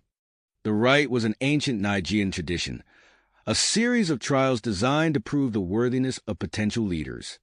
It had fallen out of use centuries ago, but its successful completion still held immense cultural significance. Your Majesty, General Corvalin sputtered, surely you don't intend to include this human in our sacred rite? Queen Vesta's gaze hardened. Lieutenant Walker has proven himself time and again. If we are to face this threat united, we must do so as true partners. Robert stepped forward, his voice steady. I accept the challenge, Your Majesty. As they left the chamber, Ambassador Zaxthor's eyes followed them, a calculating gleam in their depths. The next morning, Robert and Queen Vesta stood at the entrance of the ancient proving grounds, a sprawling complex of stone and advanced technology. The air hummed with energy as the trials activated. Ready? Vesta asked, her hand brushing against Robert's. He nodded, feeling the weight of their mission. Together, they stepped into the first chamber, and immediately the ground beneath them began to shift. Gravity fluctuated wildly, sending them stumbling. Holographic predators materialized, their jaws snapping. Robert's combat instincts kicked in. He grabbed Vesta's arm, steadying her as a gravity wave rolled through. The patterns, he shouted over the chaos. There's a rhythm to the changes. Vesta's antennae twitched as she focused, her mind racing to decipher the complex Nigean algorithms controlling the room. You're right. Follow my lead. Together, they navigated the treacherous terrain. Robert's agility and quick reflexes complemented Vesta's technological insight. They dodged holographic threats and leaped across shifting platforms, their movements becoming more synchronized with each obstacle. As they reached the chamber's exit, both breathing heavily, Vesta smiled at Robert. Well done, Lieutenant. But this is just the beginning. The second trial separated them, each sealed in an isolated chamber filled with puzzles and holograms. Robert found himself facing a series of tactical simulations, each more complex than the last. He applied his military training, analyzing each scenario methodically. In her chamber, Vesta grappled with puzzles steeped in Nigean lore and scientific principles. As she worked, she felt a growing awareness of Robert's presence, as if their minds were somehow linked across the divide. They communicated through the puzzles themselves, each solution revealing a piece of information crucial to the other's progress. Robert's strategic insights helped Vesta navigate complex political scenarios, while her deep knowledge of Nigerian culture allowed him to decipher ancient codes. Outside the proving grounds, tensions continued to rise. Ambassador Zax Thor paced the council chamber, his patience wearing thin. "We cannot wait forever," he hissed to General Corvalin. "The Void Harbingers approach, and we need those Zorasian prisoners to complete our research." Corvalin's antennae twitched with interest. "Perhaps we can come to an arrangement that benefits us both, Ambassador. One that ensures Nixoria's safety, without the need for human interference." As they spoke in hushed tones, Dr. Voss burst into the room, his face pale. "Counselors, I've made a discovery about the Zoraxians. Their DNA. It's been altered. Engineered." "By whom?" Zax Thor demanded, his forearms tensing. Voss swallowed hard. "The genetic markers match ancient samples we've attributed to the Void Harbingers themselves." The revelation hung in the air, its implications staggering. Back in the proving grounds, Robert and Vesta reunited for the final trial. They found themselves in a vast simulation chamber, facing a terrifyingly realistic hologram of a Void Harbinger attack. Massive, shadowy forms descended from the simulated sky, tendrils of dark energy lashing out to consume everything in their path. Robert and Vesta stood back to back, weapons at the ready. "Remember your training," Robert said, his voice steady despite the fear coursing through him. Vesta nodded, her gravitational staff humming with power. "And trust in each other." They moved as one, years of individual experience merging into a seamless fighting style. Robert's plasma rifle provided cover fire as Vesta manipulated gravity fields, crushing holographic enemies and creating paths through the chaos. The simulation drew from their deepest fears. Robert saw Earth consumed by darkness, while Vesta witnessed the fall of Nixoria. Yet in each other's presence, they found strength. As wave after wave of enemies fell before them, a massive Void Harbinger materialized, its form blotting out the virtual sun. Robert and Vesta exchanged a look, no words needed. They charged forward, executing a perfectly synchronized attack. Robert's shot struck with pinpoint accuracy, creating vulnerabilities in the creature's defenses. Vesta followed, her gravitational powers compressing those weak points until they shattered.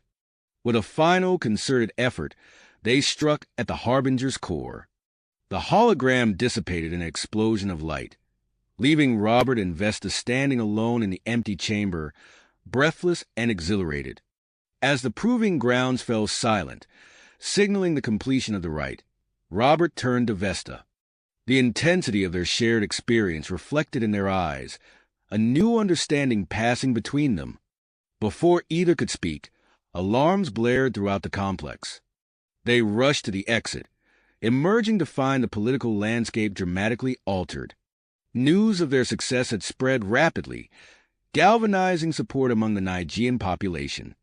But as they approached the council chamber, they overheard heated voices.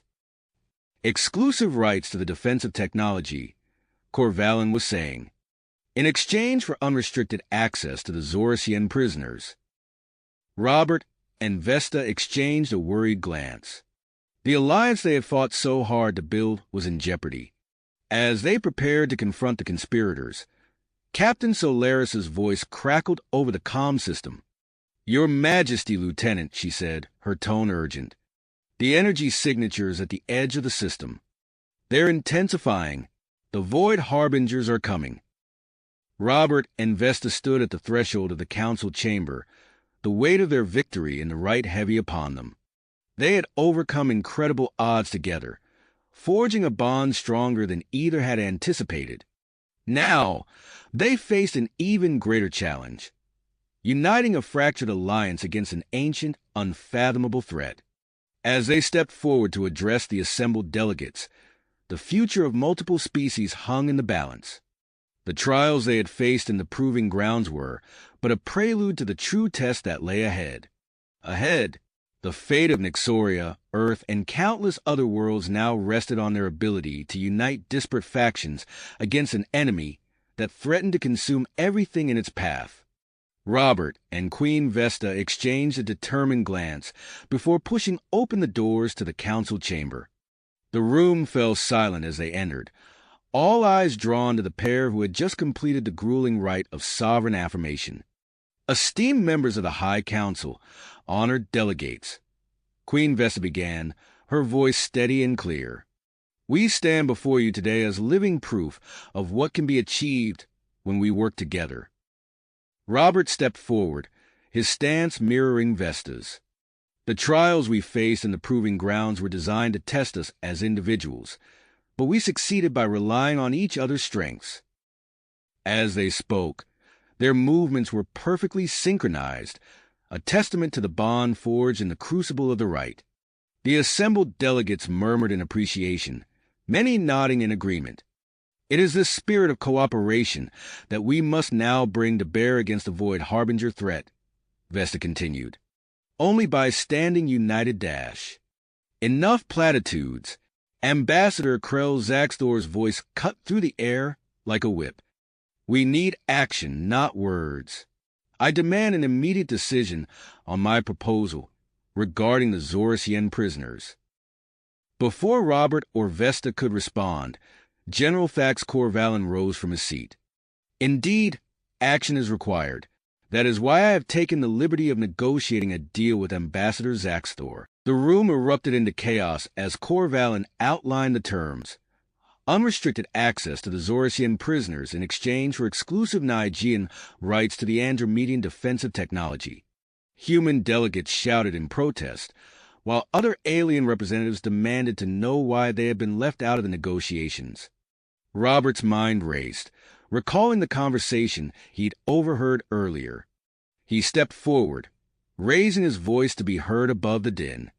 Before we consider any such deal, there's crucial information you all need to hear.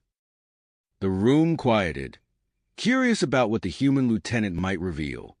Dr. Xander Voss has made a startling discovery about the Zorasian prisoners, Robert announced. Their DNA shows signs of manipulation by the Void Harbingers themselves.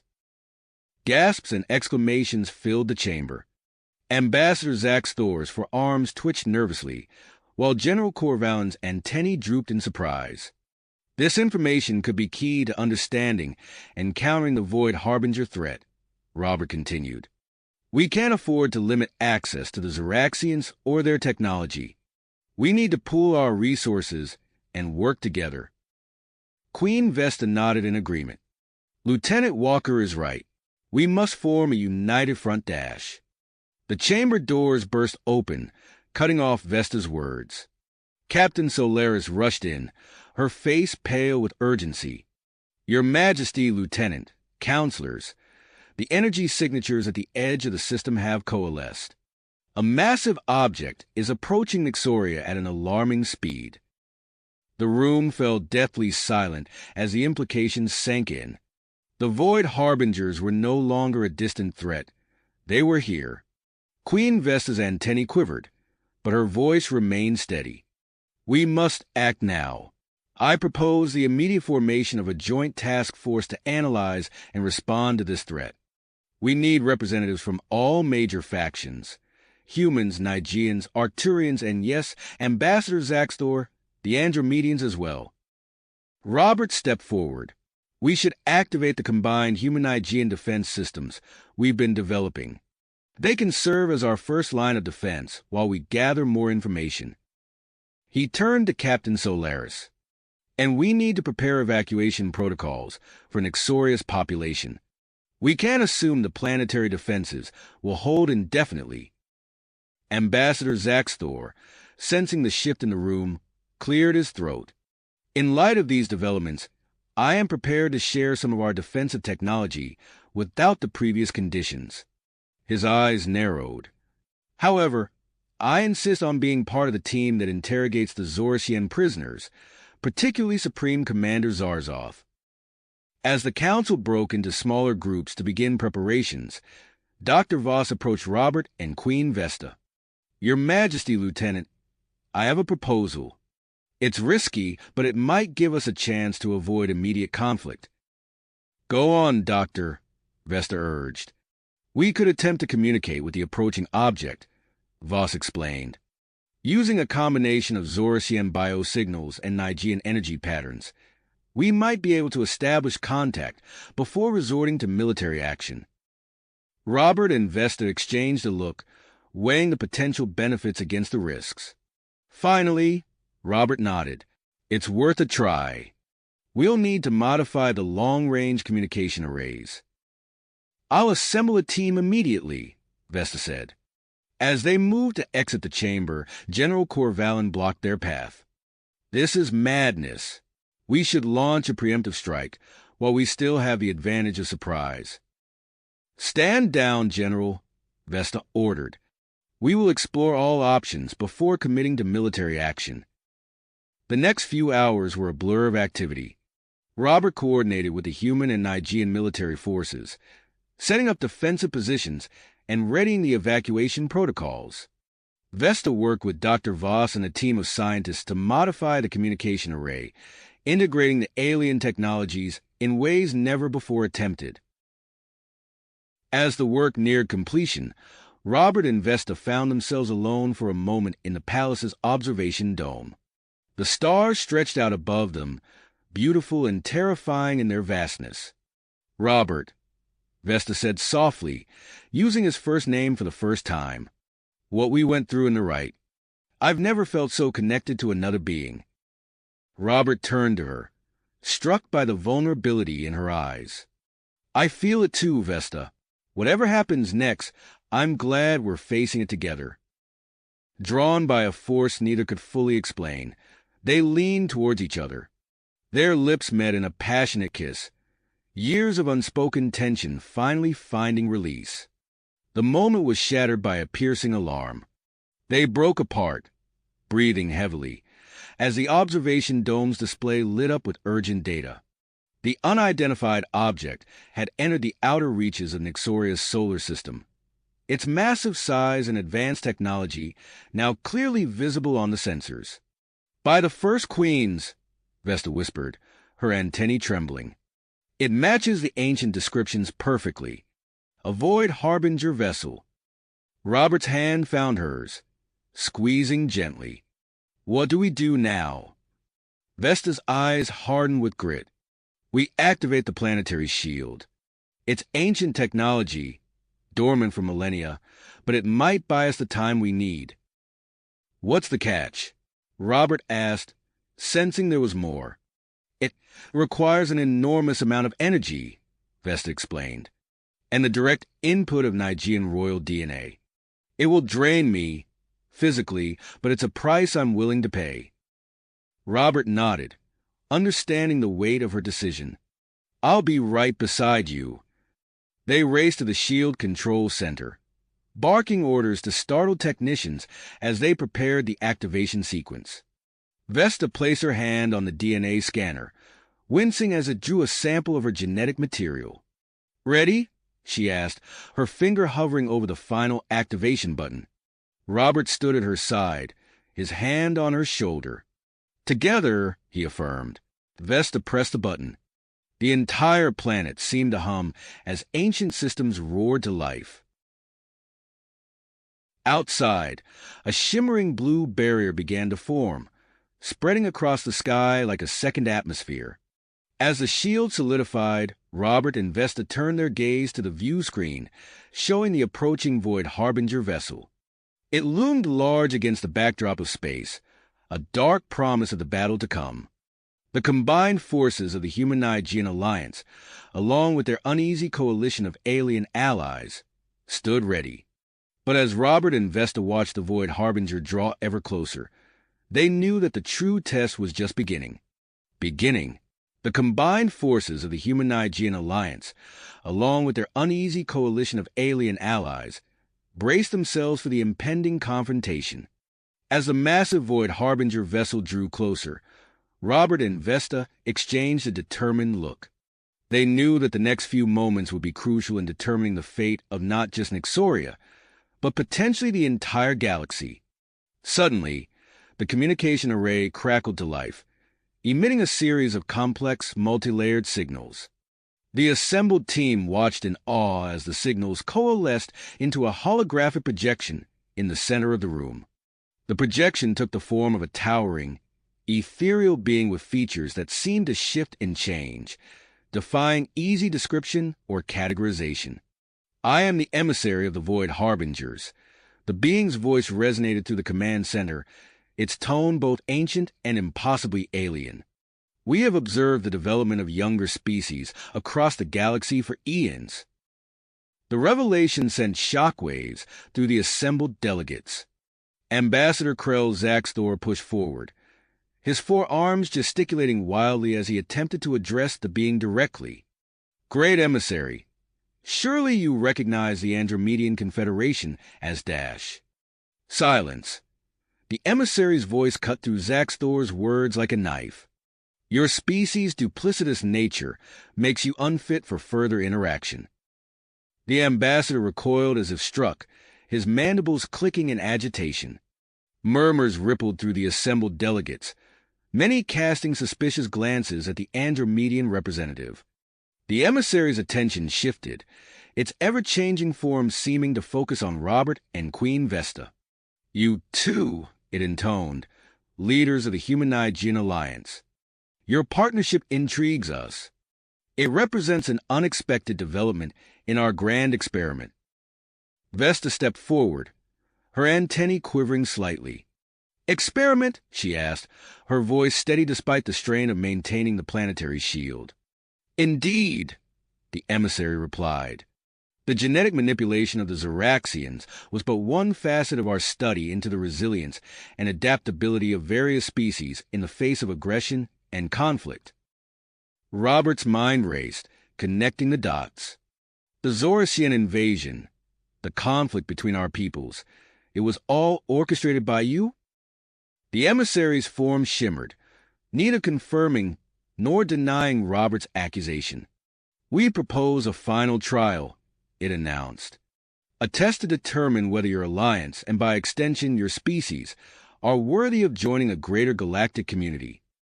Before Robert or Vesta could respond, a commotion erupted from the Nigean section of the command center. General Thax Corvalin, his eyes blazing with a mixture of fear and defiance, shouted, "We will not be subjected to more tests by alien overlords." With a swift motion, Corvalin activated a hidden console. Alarms blared throughout the command center as a weapons platform, previously concealed beneath Nixoria's surface, powered up and launched a barrage of advanced missiles toward the Void Harbinger vessel. "No!" Robert shouted, but it was too late. The missiles streaked across the sky, visible even through the shimmering planetary shield. The emissary's form flickered, its voice taking on a cold edge. "This aggressive action will have dire consequences." In that moment, Robert made a decision that would alter the course of history. He stepped forward, his voice clear and unwavering. "I volunteer myself as an ambassador to the Void Harbingers. I will board your vessel and undergo whatever trials you deem necessary." A hush fell over the command center. Vesta turned to Robert, her compound eyes wide with shock. "Robert, you can't dash." "I must," he interrupted gently. "It's our best chance to prevent conflict and demonstrate our willingness to pursue peaceful solutions." Vesta's antennae twitched as she processed his words. After a moment of internal struggle, she straightened her posture and addressed the emissary. "I will accompany Lieutenant Walker. As Queen of Nixoria, I offer myself as a representative of our alliance." The emissary's form pulsed, a hint of approval in its otherworldly voice. "Your offer is accepted. Prepare yourselves."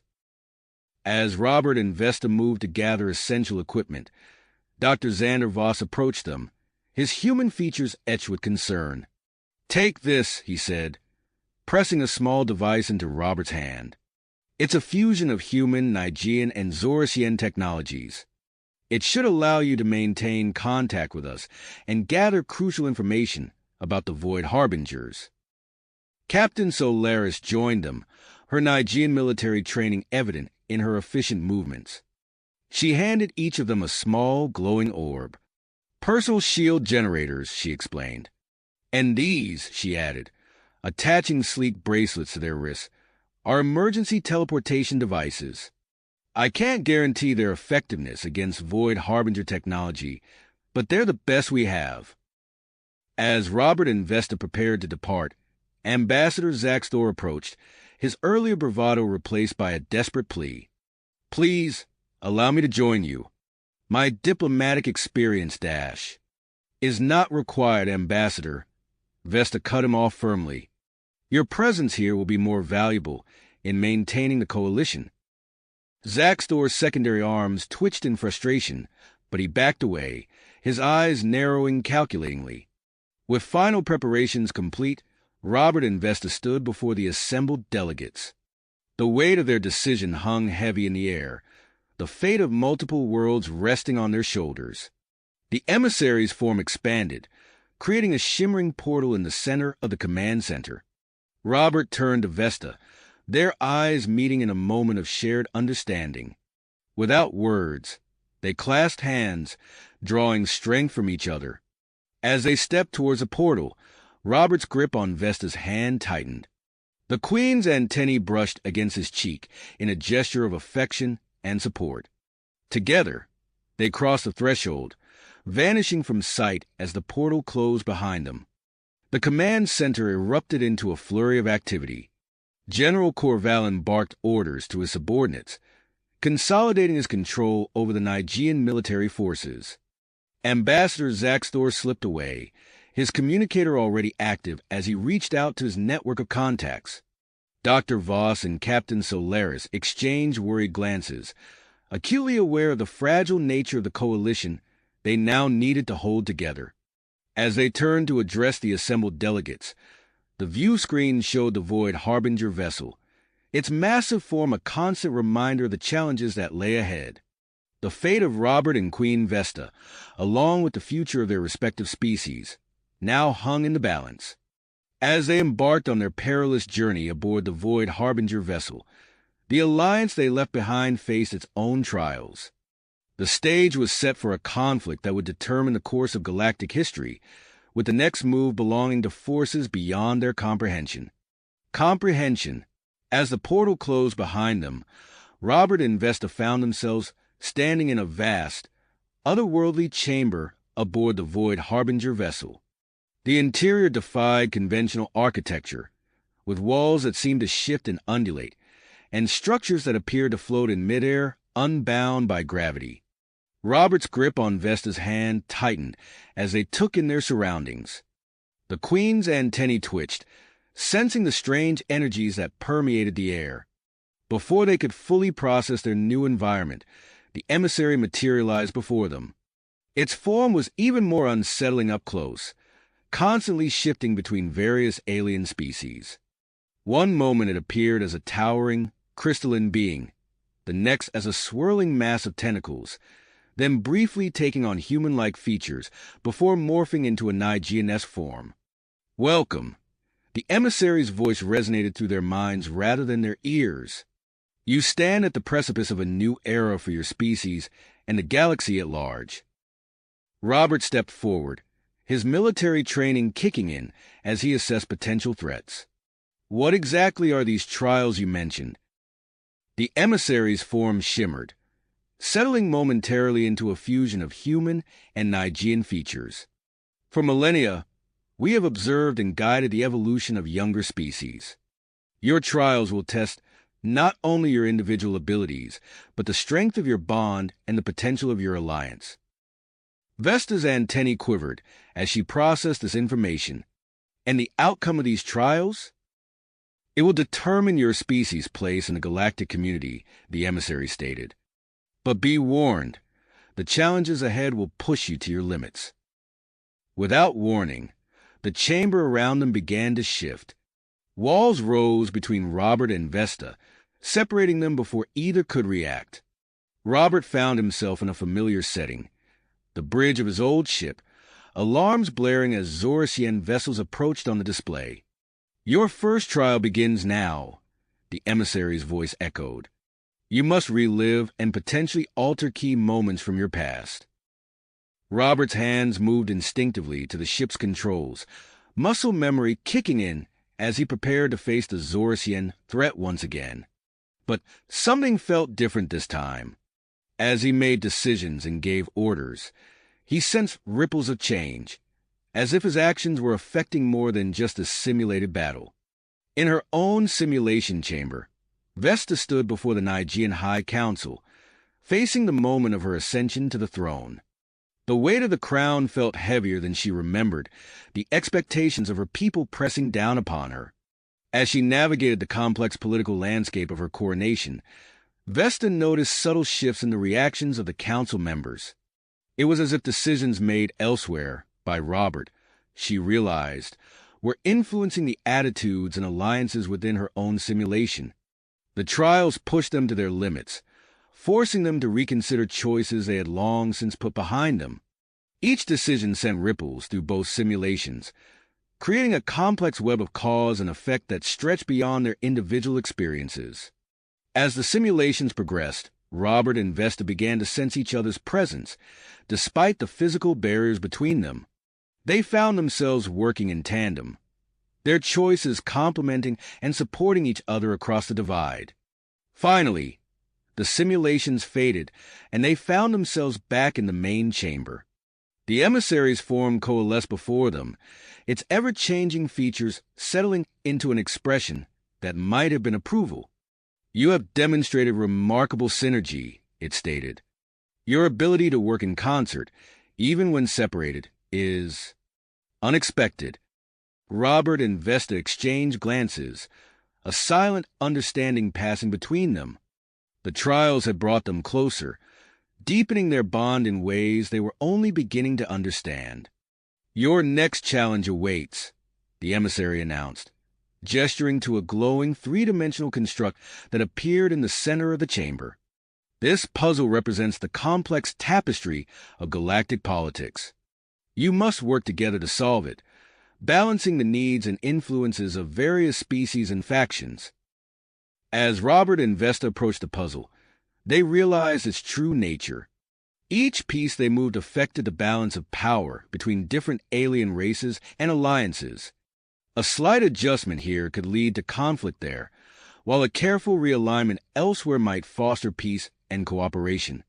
They worked in tandem, Robert's strategic mind complementing Vesta's intuitive understanding of social dynamics. As they progressed, they began to see the broader implications of their alliance, how the combination of human adaptability and Nigean empathy could reshape galactic relationships. Hours seemed to pass as they grappled with the complexities of the puzzle. Finally, exhausted but triumphant, they stepped back to observe their work. The construct now pulsed with a harmonious energy, the various factions and species represented within it existing in a delicate but stable balance. The emissary's form shimmered with what might have been approval. "You have demonstrated a unique ability to navigate the intricacies of galactic politics. Take a moment to rest and reflect on what you have learned." As the adrenaline of the challenge faded, Robert and Vesta found themselves drawn to each other. The shared trials and the weight of their responsibilities had intensified their emotional connection. Without words, they came together in a passionate embrace, finding comfort and strength in each other's arms. The emissary observed their interaction with interest. "Your bond is unprecedented in our observations," it stated. "The synergy between human adaptability and Nigean empathy holds great potential." As Robert and Vesta reluctantly separated, the emissary's form began to shift more rapidly, its voice taking on a grave tone. "Before you face your final trial, there is a truth you must understand. The Void Harbingers are not a unified entity, but a collective of ancient species, each with its own agenda regarding the younger races." The implications of this revelation washed over Robert and Vesta. They realized that their performance in these trials would not only affect their own species, but could potentially shape the course of galactic history.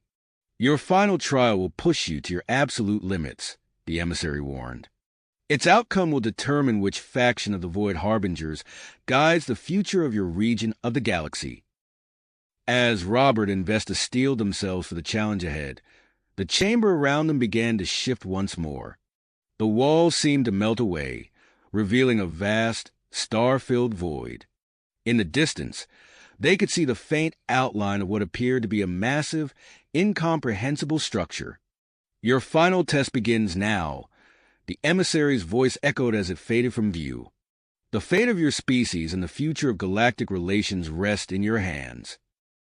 Robert and Vesta exchanged a determined look, their earlier embrace having strengthened their commitment. Whatever challenges lay ahead, they would face them together, representatives of an alliance that held the potential to reshape the galaxy.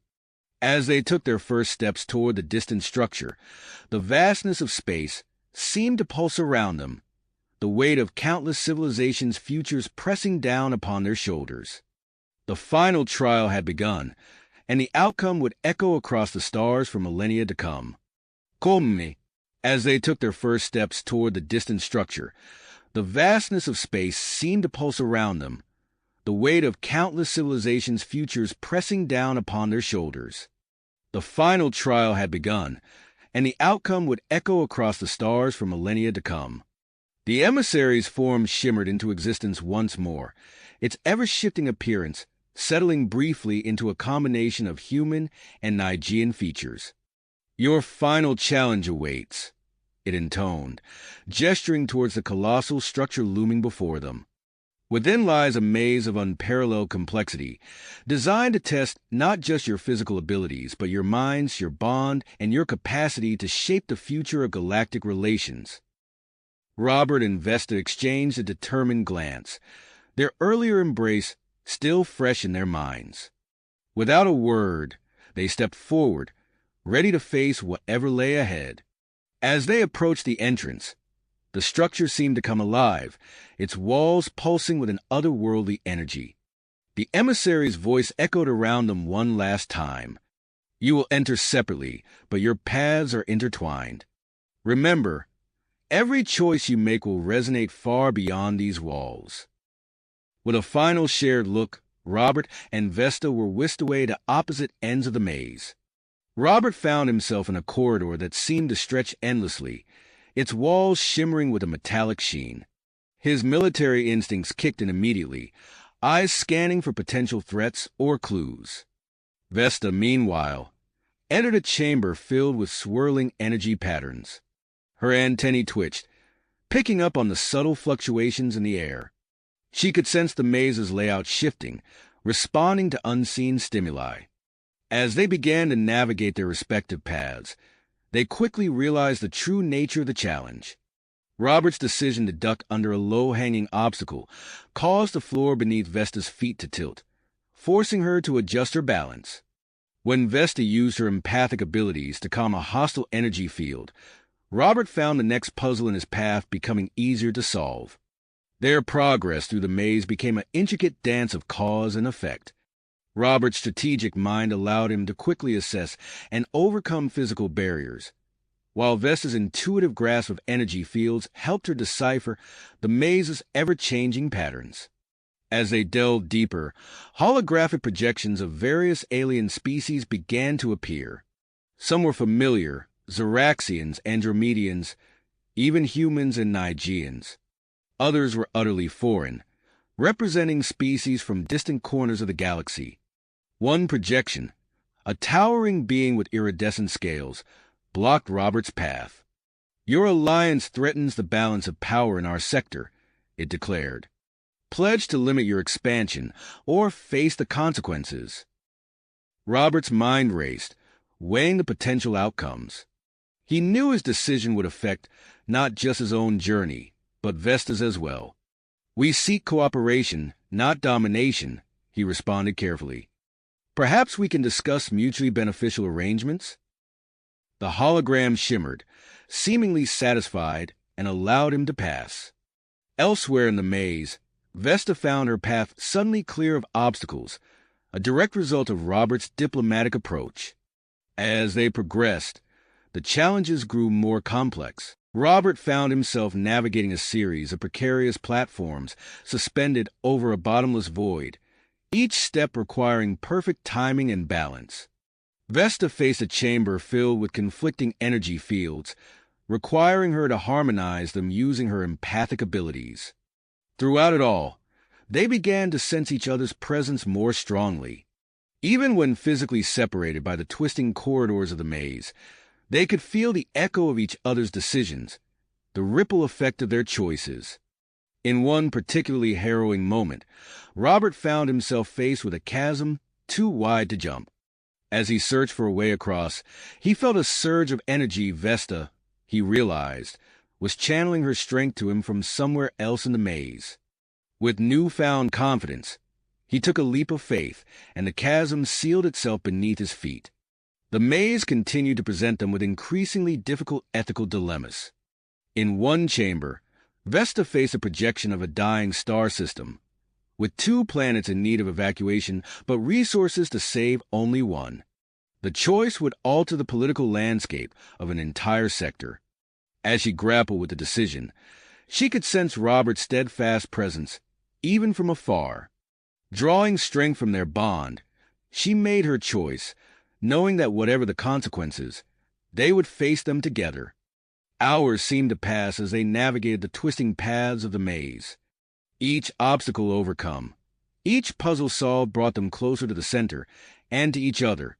The bond between them grew stronger with every challenge, their actions becoming more synchronized, their thoughts almost intertwined.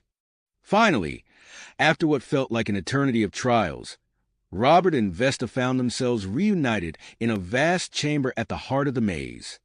The walls pulsed with energy, and at the center stood a swirling vortex of light and color, a representation of the galaxy itself. As they approached, hand in hand, the emissary materialized before them, its form now a perfect blend of human and Nigean features, symbolizing the unity they had achieved. "You have reached the culmination of your journey," the emissary announced, its voice resonating with power. "But your greatest challenge still lies ahead. The choice you make here will shape not just your alliance, but the future of the entire galactic community." Robert and Vesta stood at the precipice of this monumental decision, their minds racing with the implications. The maze had changed them, deepened their understanding of each other and the complex web of galactic politics. Whatever choice they made, they knew they would face the consequences together. As they prepared to make their final decision, the chamber around them pulsed with anticipation. The fate of countless worlds hung in the balance, waiting to be shaped by the combined will of a human and a Nigean queen, standing united at the heart of the Void Harbinger vessel. As Robert and Vesta stood before the swirling vortex of galactic representation, the chamber around them suddenly shifted. The myriad holographic projections they had encountered throughout their journey coalesced into a single, breathtaking display of the entire galaxy. Stars, nebulae, and countless worlds danced before their eyes in a cosmic ballet of light and color. The emissary's voice resonated through the chamber, its tone carrying the weight of eons. "Your trials have led you to this moment. Now, you must choose the path forward for galactic civilization." 3 distinct options materialized before them, each represented by a glowing orb of energy. The first pulsed with a steady, unwavering light. "A galaxy under the direct guidance of the Void Harbingers," the emissary explained. "Stability and order, but at the cost of freedom for younger species." The second orb flickered chaotically, its energies impossibly strong. "Complete non-interference. Allow all species to forge their own destinies, for better or worse." The third orb shimmered with a harmonious blend of energies. "A balanced approach. Your alliance would serve as intermediaries between the Void Harbingers and younger civilizations, guiding their development while preserving their autonomy." Robert and Vesta turned to each other, their eyes meeting in a moment of shared understanding. As they stood there, hands clasped, something extraordinary happened. The bond that had been growing between them throughout their trials suddenly intensified, transcending physical boundaries. Their thoughts merged, becoming a seamless flow of ideas and emotions. In this moment of perfect unity, they weighed the consequences of each choice with unprecedented clarity. Robert's strategic mind conjured scenarios of galactic politics, while Vesta's empathic abilities provided insight into the emotional impact on countless species. Together, they saw the potential for growth, the dangers of stagnation, and the delicate balance required for true progress. Without uttering a word, they reached a decision. Their minds in perfect sync, they stepped forward and placed their hands on the third orb. The chamber erupted in a dazzling display of light as the emissary's form solidified into a radiant being. "You have chosen wisely," it proclaimed. "Your alliance will usher in a new era for galactic civilization." As the light faded, the emissary presented them with a small, intricately designed object. "The Nexus Key," it explained. "This artifact will grant you access to the ancient network of Void Harbinger technology. Its mastery will be crucial in your role as galactic intermediaries." Robert took the key, feeling its weight and the thrum of power within. As he and Vesta exchanged a look of wonder, their moment was shattered by an urgent transmission cutting through the chamber's serenity. Dr. Xander Voss's voice crackled with static and desperation. "Robert, Queen Vesta, we've re-established communication, but we're under attack. General Corvallin's forces are." The transmission cut off abruptly. Robert's heart raced as he turned to the emissary. "We need to return to Nixoria immediately. Our people are in danger." The emissary nodded gravely. "I can return you to your homeworld, but we cannot intervene directly. The balance you've chosen to create must be maintained." As the emissary prepared for their transport, Robert and Vesta shared a moment of intense intimacy. Their hands intertwined, and they drew close, their foreheads touching. In that brief contact, they communicated volumes: fear for their people, grit to face the challenges ahead, and the depth of their evolving bond. The emissary's voice interrupted their moment. "Your trials have changed you in ways you've yet to discover. The potential to bridge the gap between humans and Nigeans now lies within you both." Before they could process this revelation, energy began to swirl around them. The chamber dissolved into a vortex of light, and Robert felt the disconcerting sensation of his body dematerializing. In a blinding flash, the void of the Harbinger vessel was replaced by the familiar surroundings of the Nixorian control hub. Alarms blared, and the air was thick with the acrid smell of weapons fire. They materialized in the midst of chaos. Dr. Voss and Captain Solaris were crouched behind a makeshift barricade, their faces streaked with sweat and grime. Ambassador Krell Zaxdor stood nearby, his normally immaculate robes torn and singed.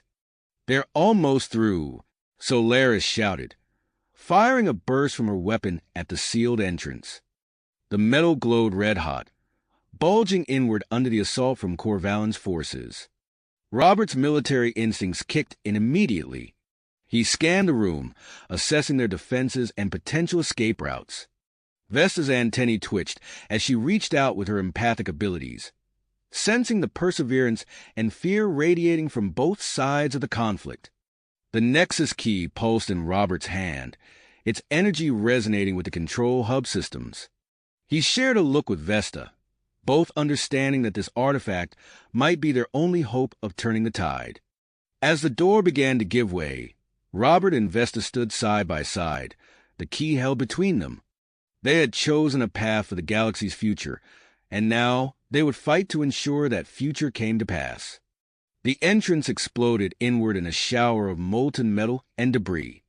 Through the smoke and chaos, the first of Corvallin's troops began to pour into the control hub, weapons raised and primed to fire. Fire. Robert's combat instincts kicked in immediately. He grabbed Vesta and pulled her behind the nearest console for cover. "Status report," he barked, his eyes scanning the room for tactical advantages. Dr. Voss, his face streaked with grime, shouted over the din of weapons fire. "We've been holding them off, but they've breached the outer defenses. It's only a matter of time before they overwhelm us." Robert nodded, his mind racing through potential strategies. He turned to Vesta, whose antennae were twitching rapidly, sensing the chaos around them. "We need to use the Nexus key," he said urgently. "It's our only chance." Vesta's eyes widened in understanding. She placed her hand over Robert's, both of them gripping the pulsing artifact. As their skin made contact, a jolt of energy surged between them, amplifying their connection. "Everyone, fall back to defensive positions," Robert ordered. "Captain Solaris, coordinate our remaining forces. Dr. Voss, Ambassador Zaxtor, we need you to help us interface with the Nexorian systems." As the team scrambled to follow his commands, Robert and Vesta focused on the Nexus key. Its energy seemed to resonate with the control hub's technology, creating a feedback loop of power. Vesta closed her eyes, her antennae glowing as she reached out with her enhanced abilities. "I can feel the facility systems," she said, her voice filled with wonder. "It's responding to me in ways I've never experienced before." Robert watched in amazement as holographic displays flickered to life around them, showing a real-time map of the complex. Vesta's fingers danced over the controls, initiating a series of commands. "Lockdown protocols engaged," she announced. "I'm sealing off sections of the facility to slow Corvallin's advance." The sound of distant explosions and shouting grew fainter as blast doors slammed shut throughout the complex. Robert could see the confusion spreading among the enemy forces on the tactical display. "Incredible," Dr. Voss breathed, his scientific curiosity momentarily overriding his fear. "The Void Harbinger technology is allowing Queen Vesta to interface with our systems on an unprecedented level." Robert nodded, his tactical mind already formulating the next move. "We need to push them back without causing unnecessary casualties. If we can demonstrate our power, we might be able to end this without further bloodshed." He turned to Vesta, their eyes meeting in a moment of silent communication. Together, they raised the Nexus key, channeling its energy into the Nexorian defense grid. A wave of iridescent energy pulsed outward from the control hub, spreading through the facility like ripples on a pond. As it washed over Corvallin's forces, their weapons sputtered and died, and many soldiers collapsed to the ground, dazed and disoriented. "Non-lethal incapacitation," Robert explained to the stunned onlookers. "We're giving them a chance to stand down." Ambassador Zaxtor stepped forward, his diplomatic instincts kicking in. "Allow me to negotiate with the officers. Many of them may be willing to defect now that they've seen your power."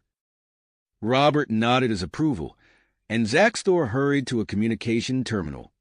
As the ambassador began his work, Robert turned his attention back to the tactical display. "We need to find Corvallin," he said grimly.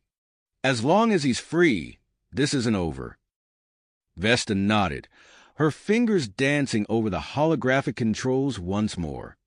The Nexus key pulsed in response, enhancing the facility's sensor capabilities. After a moment, a blinking red dot appeared on the map. "There," Vesta said, pointing to a heavily fortified bunker beneath the main government complex. He surrounded himself with his most loyal followers. Robert's eyebrows furrowed. "Then that's where we need to go. Dr. Voss, Captain Solaris, you're with us? We'll form a strike team to apprehend Corvallin." As they prepared to move out, Robert felt a strange sensation wash over him.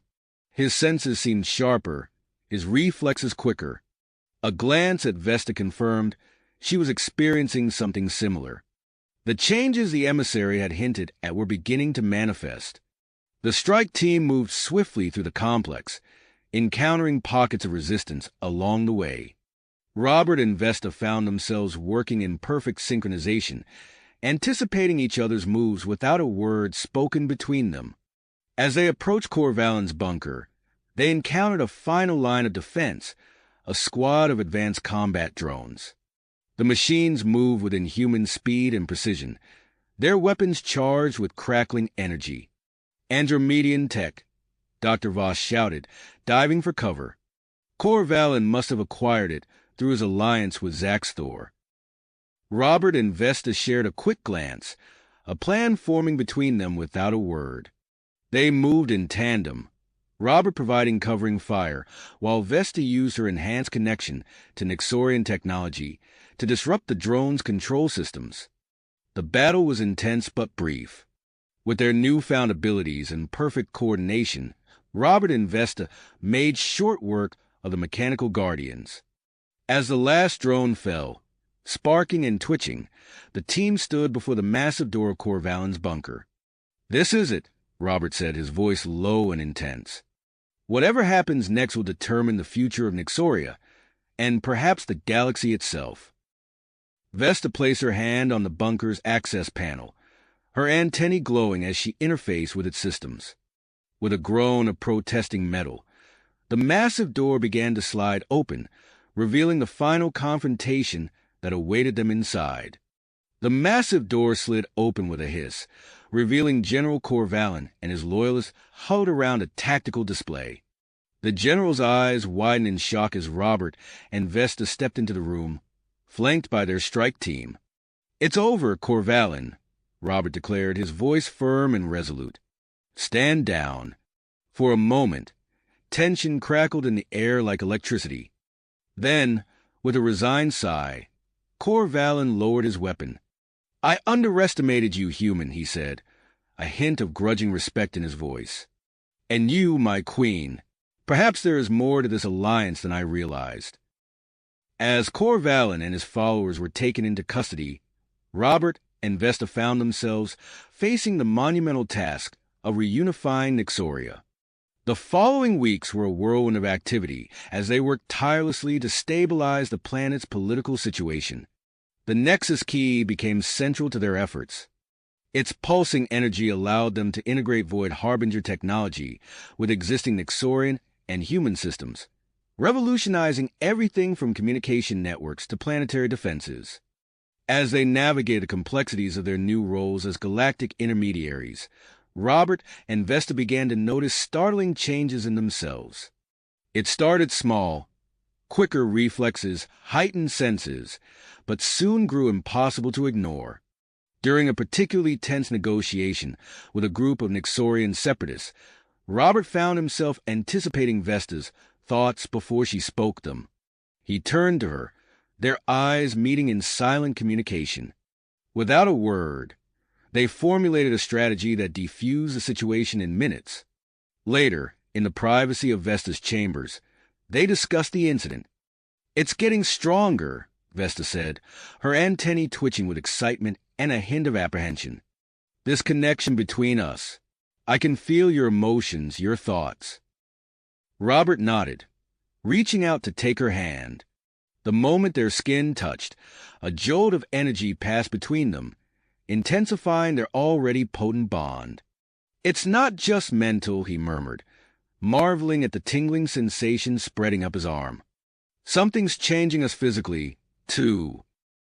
Their eyes met, and in that moment, the air seemed to crackle with unspoken tension. Robert found himself drawn to Vesta, captivated by the iridescent sheen of her exoskeleton and the depth of her compound eyes. Without conscious thought, he leaned in, his lips meeting hers in a kiss that sent shockwaves through both their bodies. The sound of a throat clearing broke them apart. Dr. Xander Voss stood in the doorway, his eyes wide with a mixture of embarrassment and scientific curiosity. "I apologize for the interruption," he stammered, adjusting his glasses nervously. "But I couldn't help overhearing. These changes you're experiencing, I believe they warrant further investigation." Over the next few days, Robert and Vesta submitted to a battery of tests. Dr. Voss's lab became a second home as he ran scan after scan, his excitement growing with each new discovery. "It's remarkable," he announced, poring over a holographic display of their DNA. "Your genetic structures are gradually altering, creating a unique hybrid of human and Nixorian DNA. The implications are, well, they're staggering." As Robert and Vesta grappled with the ramifications of their transformation, events beyond their control were unfolding. Ambassador Krell Zaxthor, eager to cement the human-Nixorian alliance's new status, took it upon himself to broadcast news of their accomplishments to other galactic powers. The response was swift and unexpected. A massive ship appeared in Nixorian orbit, its organic, pulsing form unlike anything they had ever seen.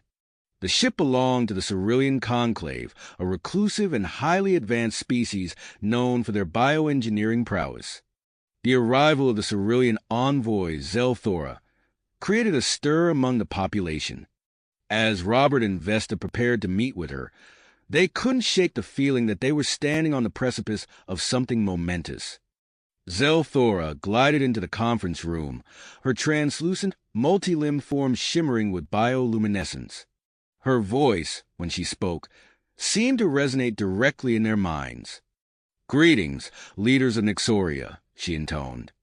"We have observed your remarkable transformation with great interest. The potential of your hybridized DNA is intriguing to us." Robert and Vesta exchanged glances, their newly heightened connection allowing them to share their mixed feelings of excitement and apprehension. "We come with an offer," Zelthor continued. "Our knowledge could help you fully unlock the potential of your new physiology. In exchange, we ask for access to the Nexus Key, to study the Void Harbinger technology." The room fell silent as the implications of her words sank in. The offer was tempting, but the risks of sharing such powerful technology were not lost on them. Before they could respond, an urgent communication from Earth cut through the tension. The holographic form of Admiral Zhao, Robert's former superior, materialized in the center of the room.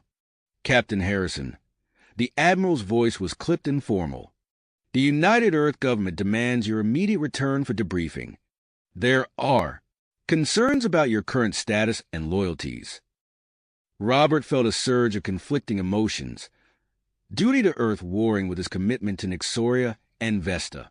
He opened his mouth to respond, but before he could, alarms began blaring throughout the complex. Captain Solaris's voice came over the comm system, tight with urgency. "Your Majesty, Ambassador, we have a situation. Zorasian extremists have infiltrated the detention center. They're attempting to free Supreme Commander Zarzov." Robert and Vesta sprang into action, their personal dilemmas momentarily forgotten in the face of this new threat.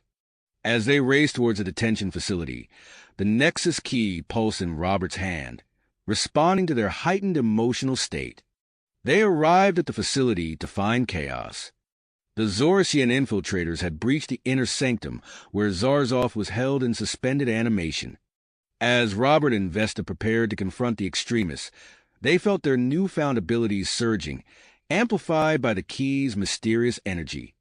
The facility's massive blast doors loomed before them, bearing the scars of the Zoraxians' forced entry.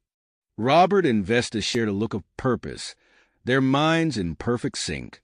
Whatever challenges lay beyond those doors, they would face them together. Together, whatever challenges lay beyond those doors, they would face them as one. Robert placed his hand on the access panel, channeling the Nexus Key's energy. The massive doors groaned open, revealing a scene of chaos within. Zorasian extremists swarmed around a central stasis pod, their weapons trained on the facility's security systems. In the center of the room, a familiar figure began to stir. Supreme Commander Zarzov, his reptilian features contorted in confusion, was already half awake. Robert and Vesta shared a fleeting glance, their enhanced connection allowing them to formulate a plan without words. They moved in perfect synchronization, Robert diving to the left while Vesta took the right. "I'll handle the infiltrators," Robert called out, his voice steady despite the adrenaline surging through his veins. "You focus on containment." Vesta nodded, her antennae glowing as she interfaced with the facility's systems. Robert engaged the nearest Zorasian, his movements a blur of superhuman speed and precision. He ducked under a wild swing, using the alien's momentum to throw him into his comrades. The Nexus key pulsed in Robert's hand, sending out waves of energy that disrupted the Zoraxian's weapons. Blaster fire sputtered and died, leaving the extremists vulnerable to Robert's assault. Across the room, Vesta's fingers danced over holographic controls, her mind racing to override the stasis field. "Robert, I can't fully re-engage the stasis. Zarzov is waking up." Robert spun, narrowly avoiding a Zoraxian's clawed swipe. He caught sight of Zarzov stumbling from the pod, his eyes focusing with growing clarity. "Keep trying. I'll hold them off." The Supreme Commander's gaze locked onto Robert, recognition dawning in his reptilian eyes. With a snarl, Zarzov lunged forward, still unsteady but driven by rage and desperation. Robert met the charge head-on, their bodies colliding with bone-jarring force. They grappled, Zarzov's natural strength nearly overwhelming Robert's enhanced abilities. The human soldier gritted his teeth, feeling the strain in his muscles as he fought to keep Zarzov contained. "Vesta," he called out, his voice strained. "A little help here." The Nyxorian queen finished subduing the last of the infiltrators with a burst of gravitational energy. She turned, her compound eyes widening at the sight of Robert, struggling with Zarzov. Without hesitation, Vesta reached out with her newly amplified powers. The air around Zarzov shimmered as she manipulated the local gravity field. The Zorasian commander stumbled, his footing suddenly unstable. Robert seized the opportunity, using Zarzov's momentary imbalance to gain the upper hand. With a swift series of strikes, he forced the Zorasian back, step by step, towards the open hangar bay doors. Zarzov, realizing his predicament, made a desperate lunge for a nearby control panel. His clawed hand slammed down on an emergency release, causing a Zorasian stealth ship to power up with a low hum. "He's trying to escape," Vesta shouted, her antennae twitching with alarm. Robert pursued Zarzov into the hangar, their battle carrying them onto the ship's boarding ramp. The two leaders grappled at the threshold, each fighting for control. Vesta raced after them, her mind reaching out to interface with the ship's systems. She managed to lock down the engines, but Zarzov had already sealed the airlock behind him and Robert. Inside the ship, Robert and Zarzov continued their fierce combat. The confined space made it difficult for either to gain a clear advantage. Zarzov's natural armor deflected many of Robert's strikes, while the human's enhanced reflexes allowed him to narrowly avoid the Zoraxian's powerful blows. "You've come far, human," Zarzov hissed, his forked tongue flicking out between words. "But you're out of your depth. This ship, this technology, it's beyond your comprehension." Robert didn't waste breath on a reply. He feinted left, then dropped low, sweeping Zarzov's legs out from under him. The Zorasian commander crashed to the deck, but rolled quickly back to his feet. Outside, Vesta worked frantically to bypass the ship's security protocols. Her connection to Robert allowed her to sense his growing fatigue. She knew she had to act fast. With a surge of concentration, Vesta tapped into the Nexus key's energy, amplifying her own abilities. The ship's hull began to vibrate as she exerted her gravitational control, creating localized fields of intensified gravity throughout the vessel.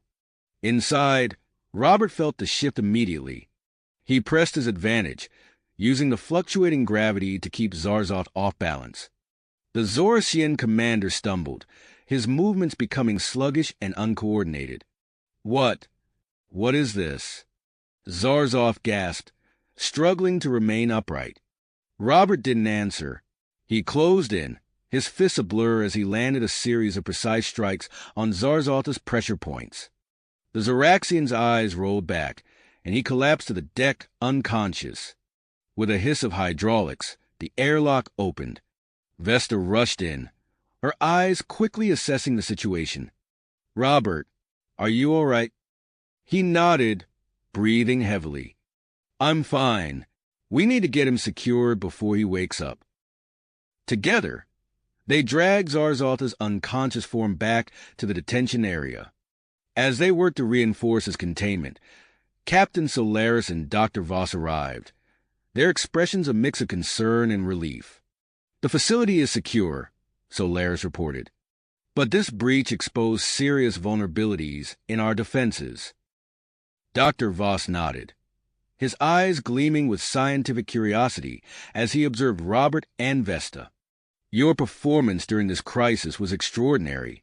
The way you two worked together, it's unlike anything I've ever seen." Robert and Vesta exchanged a glance, suddenly aware of the intensity of their connection. The adrenaline of the fight began to fade, leaving them both acutely aware of their proximity and the lingering tension between them. Before they could respond, a priority communication alert chimed. The holographic form of Zelthora, the Cerulean envoy, materialized before them. "Greetings, leaders of Nixoria." Her melodic voice resonated in their minds. "We detected unusual energy fluctuations from your location. Perhaps now would be an opportune time to reconsider our offer of assistance." Robert and Vesta shared another look, the weight of their decisions pressing down upon them. The aftermath of the Zorsian attack, Earth's demands, and the Cerulean proposal all vied for their attention. As they prepared to address these challenges, they couldn't help but wonder how their deepening bond would influence the path ahead. Would influence the path they chose. The tense silence was broken by Captain Solaris, her voice crisp and urgent. "Your Majesty, Ambassador, we need to address the security breach immediately. The High Council is assembling for an emergency session." Robert and Vesta exchanged a quick glance, their newfound connection allowing them to convey volumes without words. They knew the gravity of the situation demanded their full attention. "Inform the Council we'll join them shortly," Vesta replied, her antennae twitching with terrifying energy. She turned to Robert, her compound eyes reflecting the harsh light of the detention facility. "We need to move quickly." As they made their way to the council chambers, Robert felt a sharp pain lance through his skull. He stumbled, catching himself against the corridor wall. Vesta was at his side in an instant, her own face contorted in a grimace of discomfort. "You felt that too?" Robert asked, rubbing his temple. Vesta nodded, her antennae drooping slightly. "It seems our changes are progressing faster than anticipated." They pushed through the discomfort, entering the council chambers to find a scene of controlled chaos. Holographic displays flickered with damage reports and security analyses. Dr. Xander Voss stood at the center, gesturing emphatically as he spoke. "And that's why I believe integrating the Nexus Keys technology into our planetary defense system is our best option," Voss concluded as Robert and Vesta took their seats. Captain Solaris frowned, her bioluminescent markings pulsing with concern. "The risk of destabilizing our existing shields is far outweighed by the potential benefits," Robert interjected, his enhanced mind rapidly processing the data on the displays. "With the Zorsian threat still active, we need every advantage we can get." The council erupted into murmurs of agreement and dissent. Vesta raised a hand, silencing the room. "Dr. Voss, how quickly can we begin the integration process?" "With your assistance, Your Majesty, we could start immediately," Voss replied, his eyes gleaming with scientific excitement. Over the next several hours, Robert and Vesta worked alongside Voss and Solaris to begin the complex task of merging Nixorian shield technology with the otherworldly power of the Nexus Key. Their hybrid physiology allowed them to interface directly with the systems, accelerating the process beyond all expectations. As they worked, Robert felt the changes in his body intensifying. His senses sharpened to an almost painful degree, allowing him to perceive the minute fluctuations in the energy fields around him. Beside him, Vesta's antennae glowed with an intensity he'd never seen before, her movements becoming increasingly fluid and precise. Their progress was interrupted by a priority communication alert. The holographic form of Admiral Helena Reeves, her stern features set in a mask of barely concealed shock, materialized before them. "Captain Harrison," she began, her voice clipped and formal. "I've been dispatched by United Earth Command to assess the situation on Nixoria and negotiate your return." Robert felt a surge of conflicting emotions, his duty to Earth warring with his newfound connection to Nixoria. Before he could respond, another wave of pain crashed through his skull. He saw Vesta stumble, her hand flying to her head.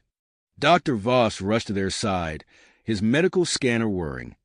"Your physiologies are changing at an accelerated rate," he announced, his voice tight with concern. "We need to stabilize you before." His words were cut off by a piercing alarm. Captain Solaris's voice rang out over the facility's communication system. Multiple cloaked vessels detected entering Nixorian space. Energy signatures match advanced Zorasian designs. Robert and Vesta locked eyes, their shared pain momentarily forgotten. Without a word, they moved in perfect synchronization towards the central command center. As they ran, Robert felt the Nexus key pulse in his hand, its energy seeming to flow through his very being. They burst into the command center, immediately interfacing with the newly enhanced defense systems. The room around them seemed to fade away as their hybrid senses merged with the planet's defenses. They could feel the approaching Zorasian fleet, their cloaking technology no match for the combined power of the Nexus key and Nixorian technology. "Activating planetary shield," Vesta announced, her voice resonating with otherworldly harmonics. Robert's hands danced over the controls, his movements a blur of inhuman speed. "Targeting systems online, revealing cloaked vessels now." The main display lit up with dozens of red markers, each representing a Zorasian ship.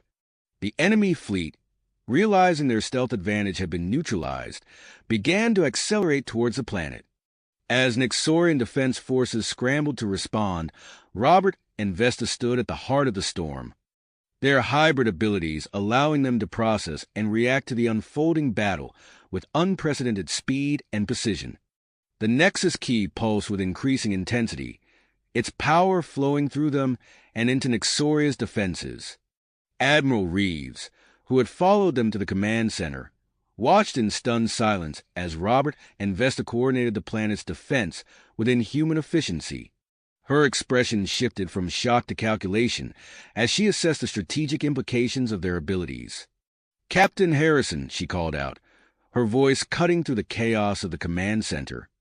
"Earth stands ready to assist in Nixoria's defense. But we'll need to discuss the terms of our involvement and your future status." Robert barely had time to acknowledge her words before another alarm blared. A group of Zorasian ships had broken through the defensive line, heading straight for the planet's surface. Their trajectory left little doubt about their target: the detention facility holding Supreme Commander Zarzov. Despite the physical strain of their ongoing transformation, Robert and Vesta knew they had to act. They shared a look of unbreakable spirit, their hybrid physiology pulsing with scarcely controlled energy. "We need to get to the detention facility," Robert said, his voice rough with exertion. Vesta nodded, her antennae glowing fiercely. "If Zarzov escapes, all of this will have been for nothing." As they prepared to leave the command center, Dr. Voss called out, his voice urgent. "Wait, your bodies can't handle much more of this strain. You need to stabilize your transformation before." But Robert and Vesta were already moving, their hybrid forms blurring with speed as they raced towards the detention facility. The fate of Nixoria, and perhaps the entire galaxy, hung in the balance. The Zorasian ships drew ever closer, and the clock was ticking. Ticking. The detention facility loomed ahead, its reinforced walls now the last line of defense against the imminent Zorasian threat. As Robert and Vesta sprinted through the corridors, their bodies surged with an otherworldly energy. Robert's skin began to take on a faint blue tinge, reminiscent of the Nixorian's distinctive hue. Beside him, Vesta's silvery hair shifted, taking on a more human-like texture that flowed behind her as they ran. They burst through the doors of the detention complex to find chaos unfolding. A Zorasian strike team had already breached the outer perimeter and was attempting to force entry into the main entrance. Plasma bolts sizzled through the air, leaving scorch marks on the facility's walls. Without hesitation, Robert and Vesta leapt into action. Their hybrid physiology allowed them to move with uncanny grace and speed. Robert ducked under a Zorasian energy blast, countering with a swift uppercut that sent the alien trooper flying. Vesta's antennae pulsed with energy as she projected a localized gravitational field, pinning two Zoraxians in place. The Nexus key in Robert's hand thrummed with power, sending out waves of disruptive energy. Zorasian weapons sputtered and died, their communication devices reduced to useless static. The strike team faltered, clearly unprepared for this level of resistance. As Robert and Vesta pressed their advantage, Dr. Xander Voss arrived with a team of Cerulean researchers, led by the ethereal form of Zelthora. The doctor's face was etched with concern as he took in the scene. "Robert, Your Majesty," Voss called out, his voice barely audible over the sounds of battle. "We've developed a stabilizing agent for your hybrid physiology. You need treatment immediately." Robert felt another surge of energy course through him, accompanied by a spike of pain. He glanced at Vesta, seeing his own discomfort mirrored in her compound eyes. They both knew they couldn't continue like this. "Do it," Vesta commanded, her voice strained. As Dr. Voss and Zelthora prepared the treatment, Captain Solaris arrived with a contingent of Nixorian soldiers. They quickly established a defensive perimeter, allowing Robert and Vesta a moment's respite. The stabilizing agent burned as it entered their systems, temporarily incapacitating them. Robert felt his consciousness dim, the sounds of battle fading to a distant roar. Through their mental link, he sensed Vesta's presence, a beacon of strength in the encroaching darkness. Suddenly, a new voice cut through the haze. "This is Admiral Reeves. Earth's Special Forces are inbound to assist. Hold your positions." The tide of battle shifted as human soldiers joined the fray, their advanced weaponry and tactics catching the Zoraxians off guard. Robert and Vesta, still reeling from the treatment, watched as Nixorians, humans, and Ceruleans fought side by side against a common threat. As the effects of the stabilizing agent settled, Robert felt his abilities crystallize. The raw, uncontrolled power gave way to a refined, focused strength. Beside him, Vesta rose, her antennae glowing with a steady, controlled light. They rejoined the battle, their movements now a perfect synthesis of human adaptability and Nixorian precision. Through their mental link, they coordinated the combined forces with unprecedented efficiency, anticipating and countering each Zorasian maneuver. The Zorasian landing party, realizing their plan was unraveling, made a high-stakes endeavor. A series of explosions rocked the facility's lower levels, sending tremors through the structure. Amidst the confusion, a small team of Zorasian commandos slipped through the defensive line, headed for Zarzotha's holding chamber. Robert's enhanced senses picked up the shift in battle flow immediately. "They're going for Zarzoth," he communicated mentally to Vesta.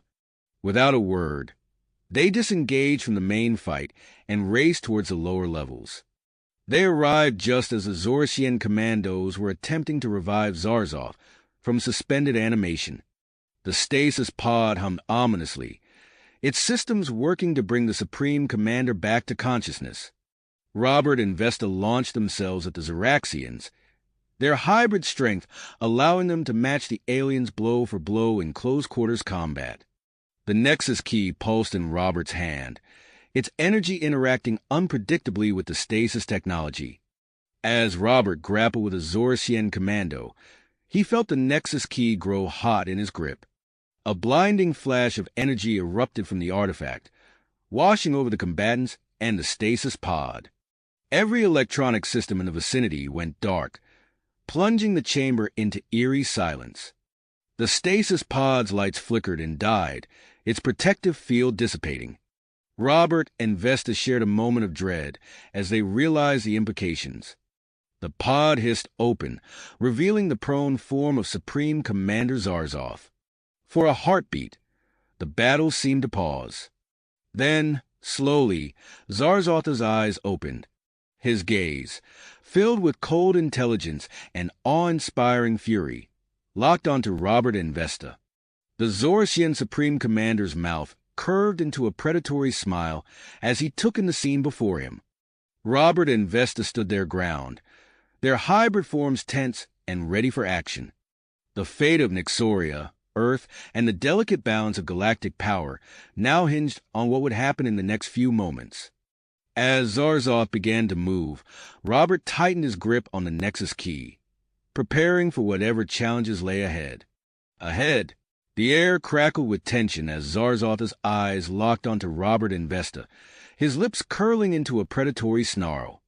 In a blur of motion, the Zorcian Supreme Commander lunged forward, his reflexes belying his recent revival from stasis.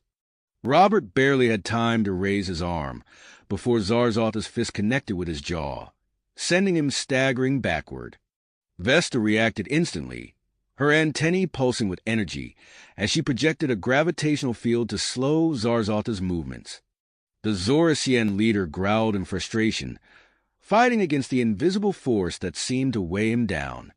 Robert recovered quickly, his hybrid physiology allowing him to shake off the blow. He and Vesta moved in perfect synchronization, their mental link guiding their actions without the need for words.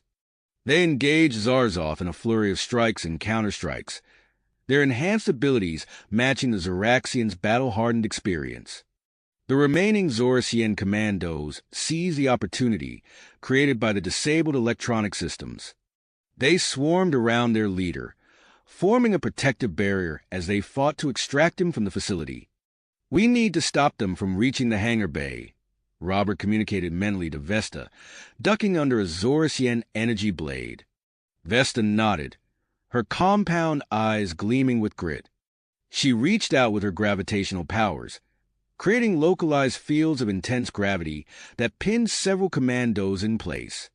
Robert wielded the Nexus key like an extension of his own body, its energy disrupting Zorcian weapons and communication devices. The artifact pulsed in his hand, sending out waves of interference that left the alien technology sputtering and useless.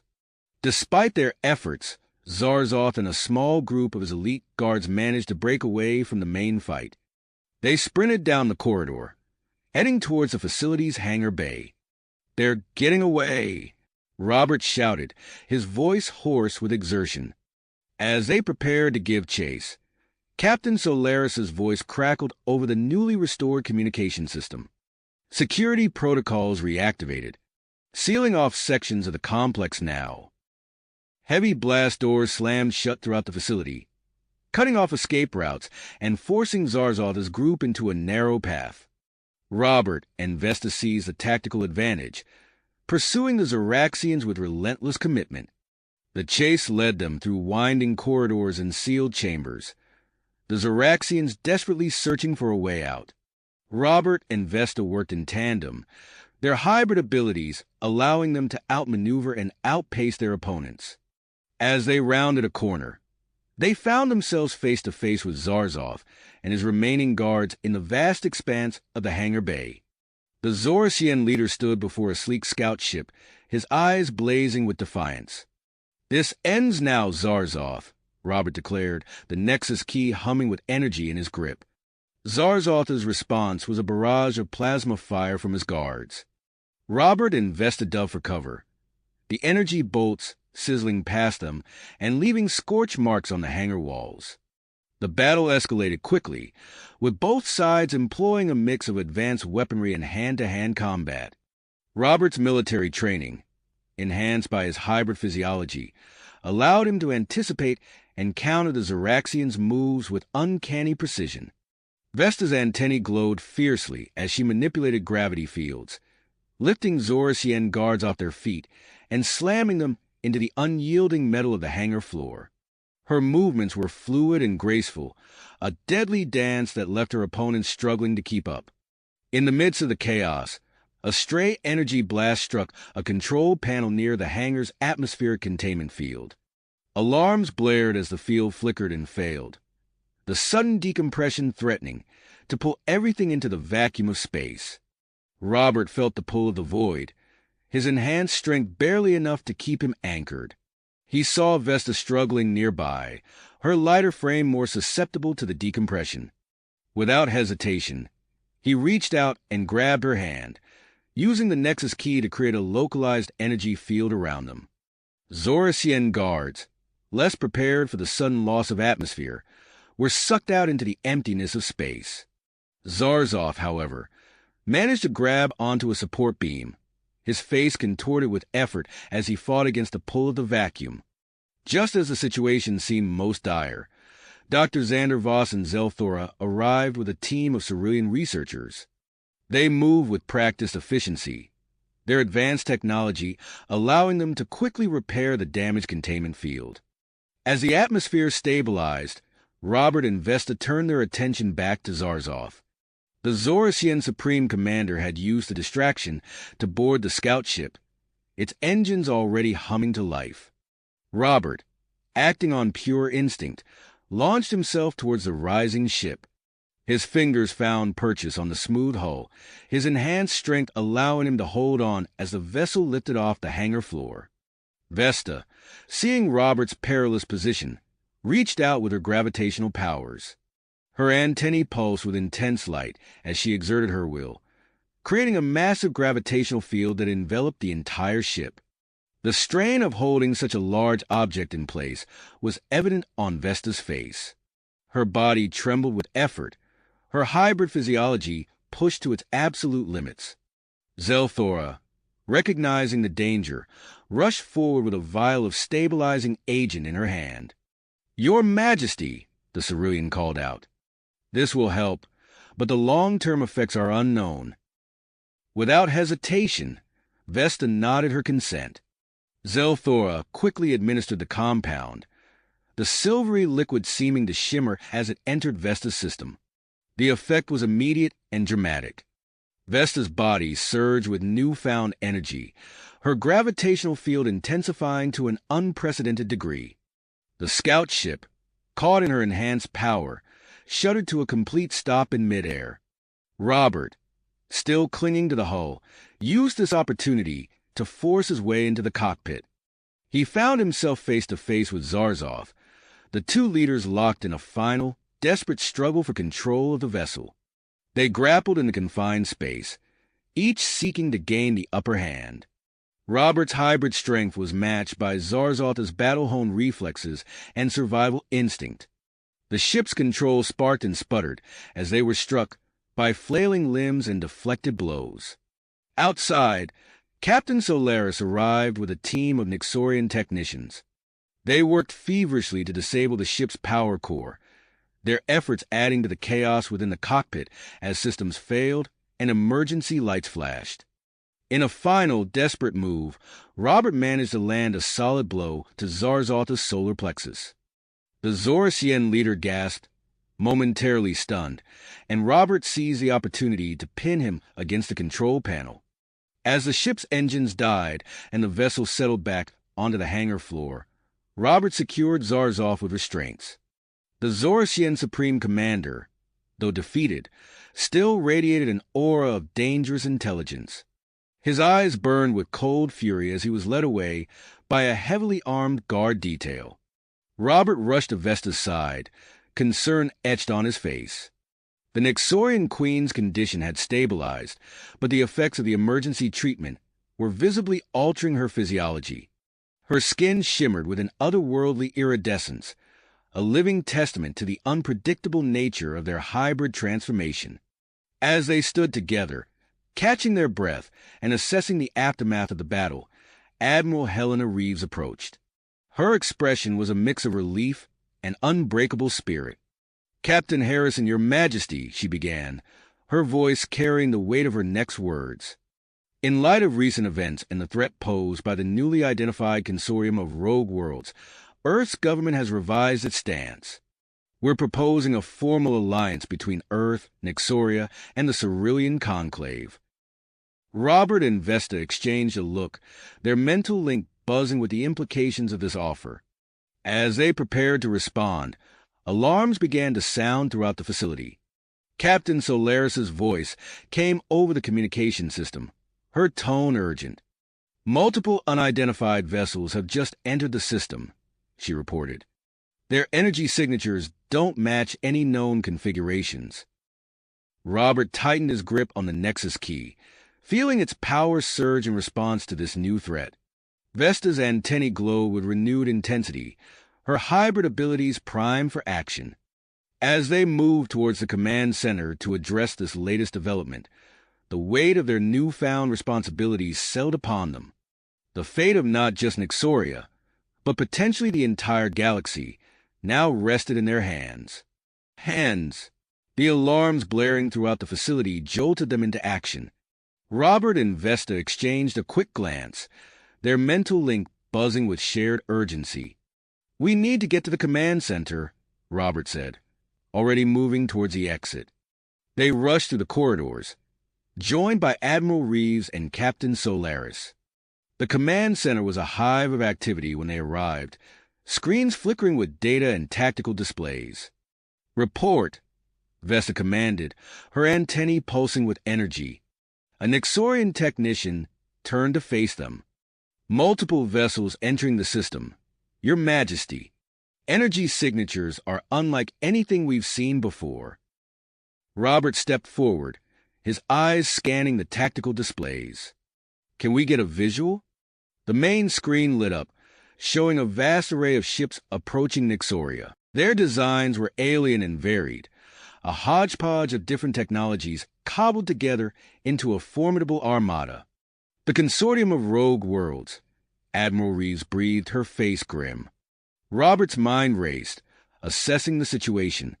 "We're outnumbered," he stated, his voice steady despite the gravity of the situation. "But we have advantages they don't know about." He turned to Vesta, their mental link thrumming with shared thoughts and strategies. "We can use the Nexus key to enhance Nyxoria's defenses," he proposed. "If we interface directly with the planet's systems, we might be able to create a shield strong enough to hold them off." Vesta nodded, her compound eyes gleaming with commitment. "It's risky, but it might be our best option." As they moved to the central control panel, Admiral Reeves stepped up. "I'm ordering the Earth fleet into defensive positions around Nyxoria," she announced. "We'll do what we can to buy you time." Robert and Vesta placed their hands on the control panel, the Nexus key held between them. As they focused their hybrid abilities, energy began to flow from the artifact into Nyxoria's systems. The planet's shield shimmered into visibility, a translucent barrier enveloping the world. On the tactical displays, they watched as the consortium fleet approached. The first wave of enemy ships opened fire, their weapons impacting the newly strengthened shields. The barrier held, but the strain was evident. "It's not enough," Robert growled, his brow furrowed in concentration. "We need to do more than just defend." An idea struck him, born from his experiences on the Void Harbinger. "Vesta, if we can create a spatial distortion like the one we encountered during our trials, we might be able to disrupt their systems." Vesta hesitated, her antennae twitching with concern. "That's incredibly dangerous, Robert. We don't know how it might affect us or Nyxoria." A proximity alert blared, cutting off their debate. The consortium fleet had broken through the outer defense line, their ships now engaged in the Earth fleet in Nyxoria's orbit. "We don't have a choice," Robert insisted. "It's now or never." With a nod of agreement, Vesta joined her power with Robert's.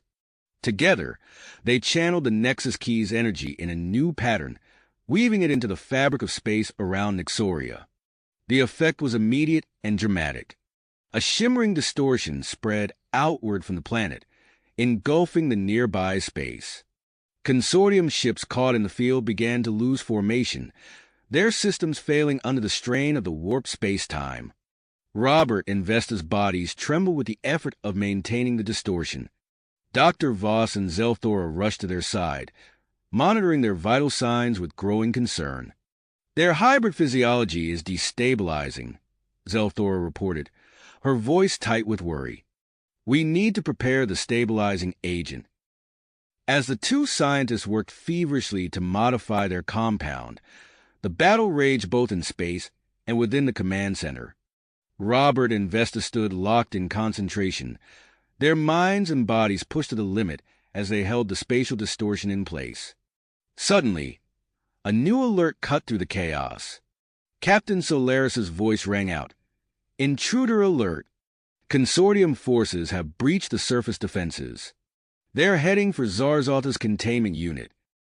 Robert's eyes snapped open, meeting Vesta's gaze. They both knew the implications of Zarzov falling into Consortium hands. "Go," Robert said, his voice strained. "I can hold the distortion. Stop them from reaching Zarzov." Vesta hesitated for a moment, torn between her duty to protect Nixoria and the need to prevent Zarzalta's capture. With a quick nod, she broke away from the control panel, leaving Robert to bear the full burden of maintaining the spatial distortion. As Vesta raced through the facility with Captain Solaris and a team of Nixorian guards, Robert redoubled his efforts. The strain on his body intensified, sweat beading on his forehead as he poured more power into the distortion field. Admiral Reeves coordinated the space battle from her position in the command center, her voice steady as she issued orders to the combined Earth-Nixorian fleet. "Target the Consortium command ships," she directed. "If we can disrupt their chain of command, we might have a chance." Outside, the battle raged with increasing ferocity. Earth and Nixorian ships darted between the lumbering Consortium vessels, taking advantage of their disorientation to land precision strikes. But the sheer number of enemy ships threatened to overwhelm them. In the corridors leading to Zarzalta's containment unit, Vesta and her team engaged the Consortium commandos. The Queen's enhanced abilities gave her an edge in the close-quarters combat, her body moving with inhuman speed and grace as she incapacitated enemy after enemy. Back in the command center, Dr. Voss approached Robert with a hypo spray containing the modified stabilizing agent. "Captain Harrison," he said urgently, "your hybrid DNA is fluctuating dangerously. We need to administer this now." Robert gritted his teeth, his entire body shaking with effort. "Do it," he managed to say. As Dr. Voss pressed the hypo spray to Robert's neck, alarms blared once more. The main tactical display showed a group of Consortium ships breaking through the distortion field, making a beeline for Nixoria's main defense array. Robert's mind raced, knowing that if that array fell, the planet would be left vulnerable. With a surge of will, he pushed more power into the distortion field, expanding it to encompass a larger area of space. The effect was immediate. More Consortium ships fell into disarray, but the strain on Robert intensified. He could feel his body changing, his hybrid DNA twisting in ways he couldn't comprehend. As Robert fought to maintain the expanded distortion field, Vesta and her team cornered the last of the Consortium commandos near Zarzalta's containment unit. The firefight intensified, energy weapons scorching the walls as both sides sought the advantage. The battle hung in a precarious balance, with the actions of the next few moments poised to determine not just the outcome of this conflict, but the future of human-Nixorian relations and the balance of power in the galaxy. As Robert and Vesta pushed their hybrid abilities to the limit, the fate of two worlds, and perhaps the entire galaxy, rested in their hands. As Robert and Vesta pushed their hybrid abilities to the limit, the fate of two worlds, and perhaps the entire galaxy, rested in their grasp. Robert's concentration intensified, his mind laser-focused on expanding the spatial distortion field. The familiar blue tinge of his skin deepened and faint, luminescent patterns began to trace across his body. Sweat beaded on his forehead as he poured more energy into the distortion, feeling it stretch and grow beyond its original boundaries. In the corridors near Zarzalta's containment unit, Vesta's enhanced reflexes allowed her to dodge a barrage of energy bolts. Her antennae pulsed with power as she reached out with her mind, manipulating the local gravitational field. 3 consortium commandos suddenly found themselves pinned to the ceiling, their weapons clattering to the floor. "Secure those weapons," Vesta ordered her team, her voice strained from the exertion. As she continued to push her abilities, Vesta felt a worrying instability in her hybrid physiology. Pulses of energy began to emanate from her body, causing the lights in the corridor to flicker and nearby equipment to malfunction. Back in the command center, Admiral Reeves' eyes darted between tactical displays. "Earth Fleet, execute Pincer Maneuver Alpha," she commanded. "Trap them between the distortion field and Nixoria's defense array." The space around Nixoria became a chaotic dance of ships and energy weapons. Earth and Nixorian vessels moved with practiced precision, herding the disoriented consortium fleet into a deadly crossfire. Explosions bloomed in the void as several key consortium command ships succumbed to the onslaught.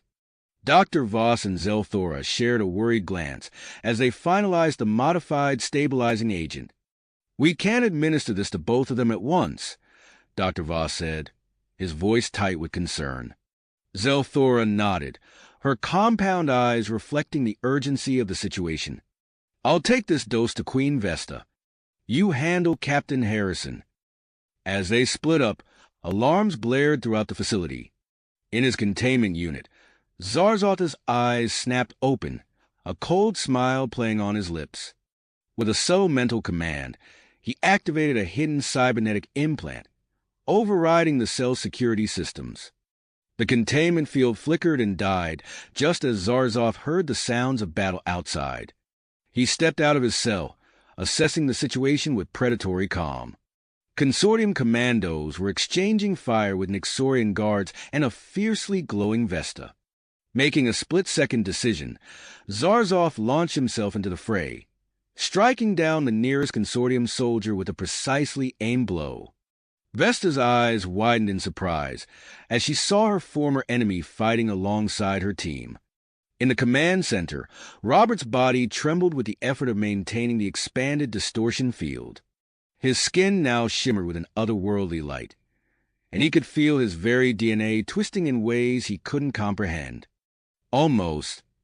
There," he gasped, pushing the field to its absolute limit. The effect in space was immediate and devastating. The remaining consortium ships tumbled out of formation, their systems failing under the immense strain of the warped space-time. Earth and Nixorian vessels pressed their advantage, unleashing a coordinated barrage that shattered the enemy fleet's cohesion. As victory seemed within reach, Robert's legs buckled. He collapsed to the floor, his hybrid physiology pushed beyond its limits. The command center erupted into a flurry of activity as Dr. Voss burst through the doors, hypo-spray in hand. "Hold on, Captain," Voss said, pressing the device to Robert's neck. The stabilizing agent flooded Robert's system, halting the dangerous progression of his hybrid transformation. Robert's eyes fluttered open, his body still tingling with newfound power. Near Zarzalta's former containment area, Vesta struggled to control her fluctuating abilities. Each pulse of energy from her body sent nearby equipment into a frenzy of sparks and error messages. Zarzov, seizing the moment of confusion, broke away from the fight and made a dash for a nearby hangar bay. Zelthora arrived on the scene, carrying the precious vial of stabilizing agent. "Your Majesty," she called out. "You need this immediately." Vesta hesitated, torn between pursuing Zarzov and receiving the treatment. Another dangerous surge of energy made the decision for her. She allowed Zelthora to administer the agent, feeling an immediate wave of relief as her power stabilized. However, the sudden change overwhelmed her senses, and she slipped into unconsciousness. Zarzov, meanwhile, had reached the hangar bay. He quickly boarded a transport vessel, his fingers dancing over the controls as he initiated the launch sequence. The engines roared to life, but before he could lift off, a shimmering energy field enveloped the entire hangar. In the command center, Robert stood at the main control panel, his newly stabilized hybrid abilities allowing him to interface directly with Nyxoria's defense systems. "Not this time, Zarzov," he muttered, reinforcing the containment field around the hangar. As the space battle concluded and the last consortium ships were neutralized or captured, a new crisis emerged. The Nexus key, still connected to Nyxoria's systems, began to overload. Energy surges raced through the planet's infrastructure, threatening to cause widespread destruction. Robert helped Vesta to her feet as she regained consciousness, both of them acutely aware of their changed physiologies. "We need to deactivate the Nexus key," Vesta said, her antennae twitching with renewed sensitivity. They raced towards the central power core, their bodies humming with stabilized but fundamentally altered hybrid energy. As they ran, the floors beneath them trembled, and warning klaxons echoed through the corridors. Reaching the power core, Robert and Vesta found themselves face to face with a pulsating vortex of energy surrounding the Nexus key. Arcs of power lashed out, scorching the walls and floor. "We have to find a way to dissipate this energy safely," Robert said, his mind racing through possibilities. Vesta nodded, her compound eyes reflecting the swirling energies before them. "Together," she said, reaching out to grasp Robert's hand. As they stepped forward to confront the overloading Nexus key, the fate of Nyxoria hung in the balance. The crisis was a long way to go, and the true test of their newfound abilities was about to begin. The true test of their newfound abilities was about to unfold.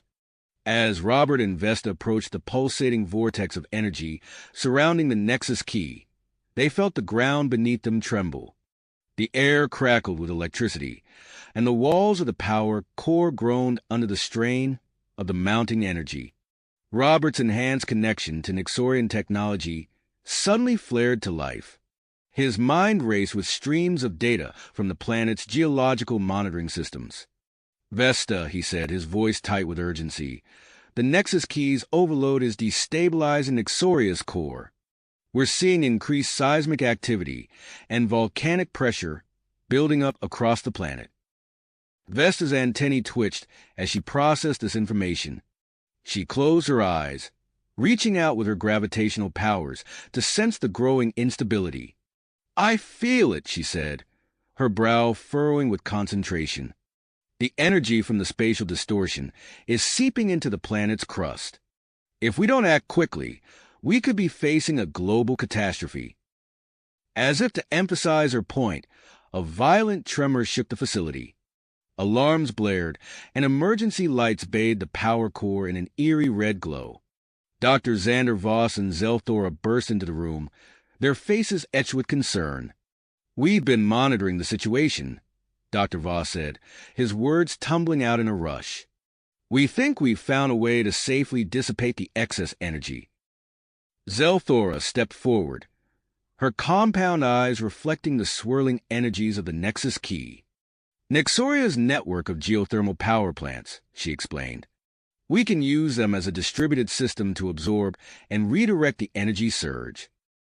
Robert's eyes lit up with understanding.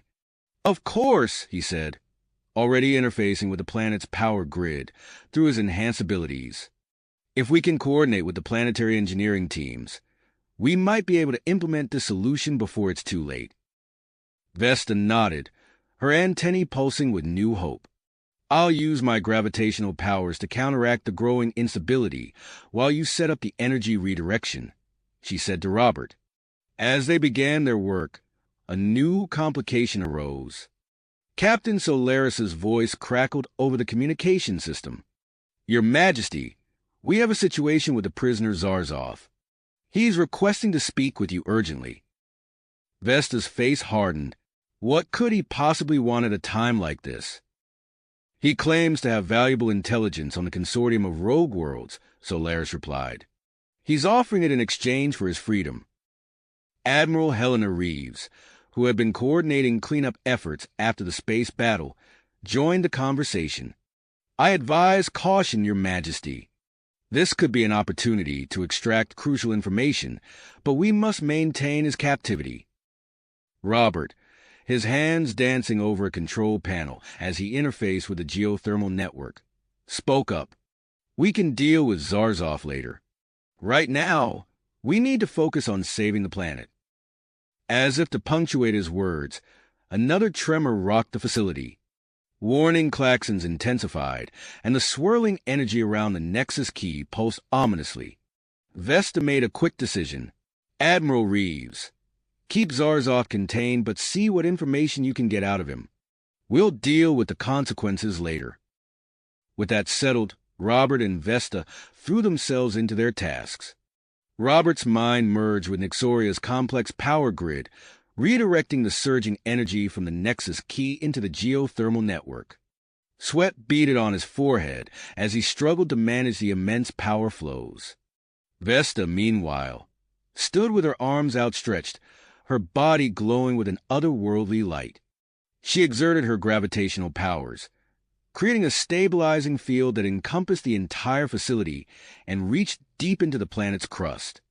As they worked, Dr. Voss and Zelthor coordinated with engineering teams across the planet, preparing the geothermal plants to receive the redirected energy. The air hummed with tension as everyone raced against time. Suddenly, a new alert blared through the command center. Zelthor's antennae stiffened in alarm as she received an urgent communication. The Cerulean envoy ship, she exclaimed. They're experiencing severe power fluctuations. The lingering effects of the spatial distortion are causing their organic hull to deteriorate. Robert and Vesta exchanged a look of dismay. They had succeeded in stabilizing Nixoria's core, but now their allies were in danger. The crisis was a long way to go, and they would need to push their newfound abilities even further to save both their world and their interstellar partners. As alarms continued to sound and the ground beneath them trembled, Robert and Vesta faced a critical decision. The fate of Nixoria, the Cerulean ship, and perhaps the entire alliance hung in the balance. With their hybrid physiologies pushed to the limit, they prepared to confront the next phase of this multi-layered crisis. With their hybrid physiologies pushed to the limit, they prepared to confront the next phase of this multi-layered emergency. Robert's eyes narrowed as he focused on the Nexus key, his mind racing through possible solutions. Suddenly, an unexpected voice cut through the chaos.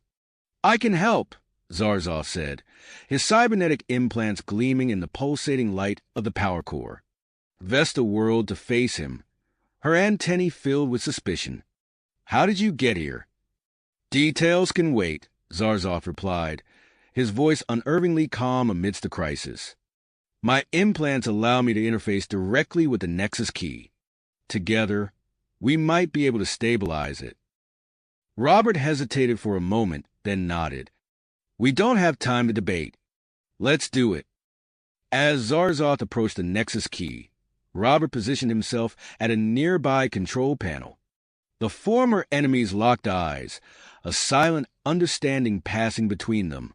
Zarzov extended his hand, metallic tendrils uncoiling from his fingertips and connecting with the pulsating device. The moment Zarzov made contact, Robert felt a surge of data flood his consciousness. His hybrid physiology allowed him to process the information at an unprecedented rate, directing the energy flow through Nixoria's geothermal network. Vesta watched in awe as the two worked in perfect synchronization. The tremors began to subside, and the alarms gradually fell silent. The swirling vortex of energy around the Nexus key started to dissipate, its wild fluctuations settling into a steady, controlled flow. As the immediate danger passed, Robert's attention was drawn to an urgent transmission from the Cerulean envoy ship. Captain Solaris's voice crackled through the comm system, strained with worry. The spatial distortion is causing severe damage to our organic hull, Solaris reported. We're losing structural integrity fast. Without hesitation, Vesta stepped forward. I'm on my way, she said, her body already beginning to glow with gravitational energy. Robert caught her hand before she could leave. Be careful, he said, his eyes conveying a depth of emotion that words couldn't express. Vesta nodded, then activated her teleportation matrix, vanishing in a shimmer of light. Aboard the Cerulean vessel, chaos reigned. The organic walls pulsed and writhed, sections beginning to break down at a molecular level. Vesta materialized in the ship's central chamber, immediately assessing the situation. Captain Solaris rushed to her side, relief evident in his multifaceted eyes. Your Majesty, we're grateful for your assistance. Vesta wasted no time. She raised her arms, channeling her gravitational powers to create a protective field around the ship. The deterioration slowed, but didn't stop entirely. We need to repair the critical systems, Vesta said, her voice strained with effort. Can your crew work alongside our engineers? Solaris nodded, already relaying orders through the ship's neural network. Within moments, Nixorian engineers began teleporting aboard, their tools and expertise ready to tackle the unique challenges of Cerulean biotechnology.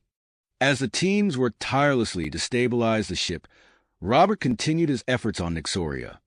The excess energy from the Nexus key was dissipating safely, but new complications arose. Pockets of unstable space-time began forming in orbit around the planet, interfering with communication systems and threatening orbital traffic. Dr. Zandervoss burst into the control room, his face flushed with excitement despite the ongoing crisis. Robert, you need to see this, he said, thrusting a data pad towards him.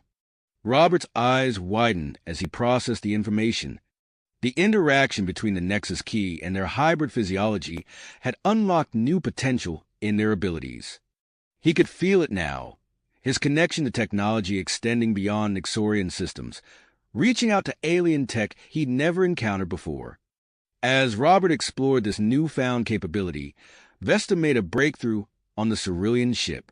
Her gravitational powers had become more precise, allowing her to manipulate matter at a molecular level. With careful concentration, she began to repair the ship's organic structure, knitting together the deteriorating sections. The Cerulean crew watched in amazement as their vessel started to heal under Vesta's touch. Captain Solaris approached her, his voice filled with awe and gratitude. Your Majesty, this is beyond anything we thought possible. How can we ever repay you? Vesta smiled, though the strain of her efforts was evident on her face. Let's focus on getting your ship fully repaired first. Then we can discuss how this experience might benefit all our peoples. Back on Nixoria, Admiral Helena Reeves received a priority communication from Earth. The human government, having observed the recent events, was expressing both concern and interest in the evolving capabilities of Robert and Vesta.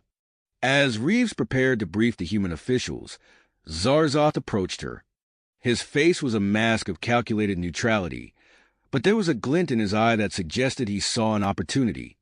Admiral, he said smoothly, I believe I can be of further assistance. My knowledge of consortium operations could prove invaluable to your alliance. Perhaps we could discuss a more collaborative arrangement? Reeves narrowed her eyes, weighing the potential benefits against the risks of trusting the former enemy. Before she could respond, another alarm blared through the command center. The unstable space-time pockets around Nixoria were growing, threatening to engulf critical defense satellites. Robert's voice came over the comm system, tense but determined. We need to stabilize these anomalies before they cause more damage, he said. Vesta, can you hear me? I think if we combine our abilities, we might be able to neutralize these pockets. Across the vast distance of space, Vesta's voice responded in Robert's mind, clear as if she were standing beside him. Their newfound telepathic connection bridge the gap between Nixoria and the Cerulean ship. "I'm ready," Vesta replied, her mental voice tinged with surprise at this new form of communication. "Let's do this." As Robert and Vesta prepared to tackle the space-time anomalies, Dr. Voss and Zelthora exchanged worried glances. The rapid evolution of the hybrid's abilities was unprecedented, and the full implications were yet to be understood. The fate of Nixoria, the Cerulean ship, and the delicate balance of the Alliance hung in the balance as Robert and Vesta pushed their newfound powers to the limit. The crisis was a long way to go, and the true test of their abilities and their bond was just beginning. The true test of their abilities and their bond was just unfolding. As the immediate crises subsided, Robert and Vesta found themselves alone for a brief moment. Their eyes met, conveying a depth of shared experience and understanding that words could not capture. Without speaking, they knew what needed to be done next. Emerging from their private conference, they strode purposefully towards the newly repaired Nixorian Central Command Center. The room buzzed with activity as holographic projections flickered to life, allowing remote participants to join the emergency joint session. Robert's voice cut through the murmur of conversation. "Esteemed members of the Nixorian High Council, Earth representatives, and honored Cerulean delegates, we face unprecedented challenges, but also unprecedented opportunities." Vesta stepped forward, her skin shimmering with a subtle, otherworldly glow. "We propose a solution to stabilize the space-time anomalies surrounding Nixoria. By combining our hybrid abilities with the power of the Nexus Key, we can create a controlled energy field to neutralize these unstable pockets." The room erupted in a mix of excited murmurs and concerned whispers. Counselor Genevieve, her antennae twitching with agitation, spoke up. "Your Majesty, with all due respect, the risks of channeling such immense power are incalculable."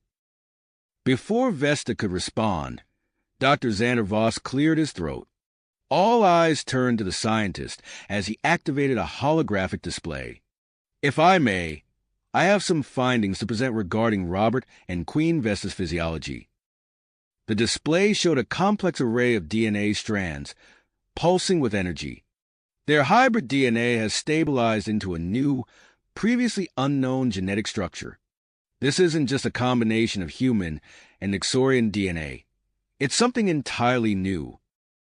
The implications of Dr. Voss's statement hung heavy in the air. Earth's ambassador, a stern-faced woman named Sarah Chun, leaned forward. "Are you suggesting we could create more of these hybrids?" Before Dr. Voss could answer, Admiral Helena Reeves burst into the room, her face tight with urgency. "Pardon the interruption, but we have a situation. Earth's intelligence agencies have uncovered evidence of consortium spies infiltrating key positions within both our governments." The room exploded into chaos. Robert raised his hand, and a hush fell over the assembly. "We need to address this threat immediately. I'll initiate a comprehensive security sweep of all Alliance facilities." Without waiting for a response, Robert closed his eyes, his consciousness expanding outward. He could feel the ebb and flow of data through the complex network of Alliance systems. Anomalies began to appear. Hidden communication devices, subtle data breaches. One by one, he isolated and contained them. "I've detected several security breaches," Robert announced, his eyes snapping open. "The compromised agents are being apprehended as we speak." Vesta nodded, her expression grim. "While Robert secures our systems, I'll begin stabilizing the space-time anomalies." She raised her hands, her body glowing with gravitational energy. Outside the command center's viewports, the shimmering distortions in space began to compress and shrink. As the immediate threats were contained, the discussion turned to Zarzov. Captain Solaris, representing the Cerulean delegation, spoke up. His knowledge of consortium operations could be invaluable. "We cannot afford to discard such a resource." Robert frowned. "Zarzov has proven helpful, but can we truly trust him?" Vesta's antennae twitched with disagreement. We must remain cautious. The risk of keeping him involved may outweigh the potential benefits. The tension between them was palpable, a rare moment of discord in their usually unified front. Sensing an opportunity, the Cerulean envoy stepped forward. Perhaps we can offer a compromise. Our bioengineering techniques could enhance the security systems of both Earth and Nixoria. An organic technological hybrid defense network, if you will. As the delegates debated this proposal, Robert and Vesta became aware of a new sensation. Their skin had begun to display a subtle, shimmering pattern that shifted with their emotions.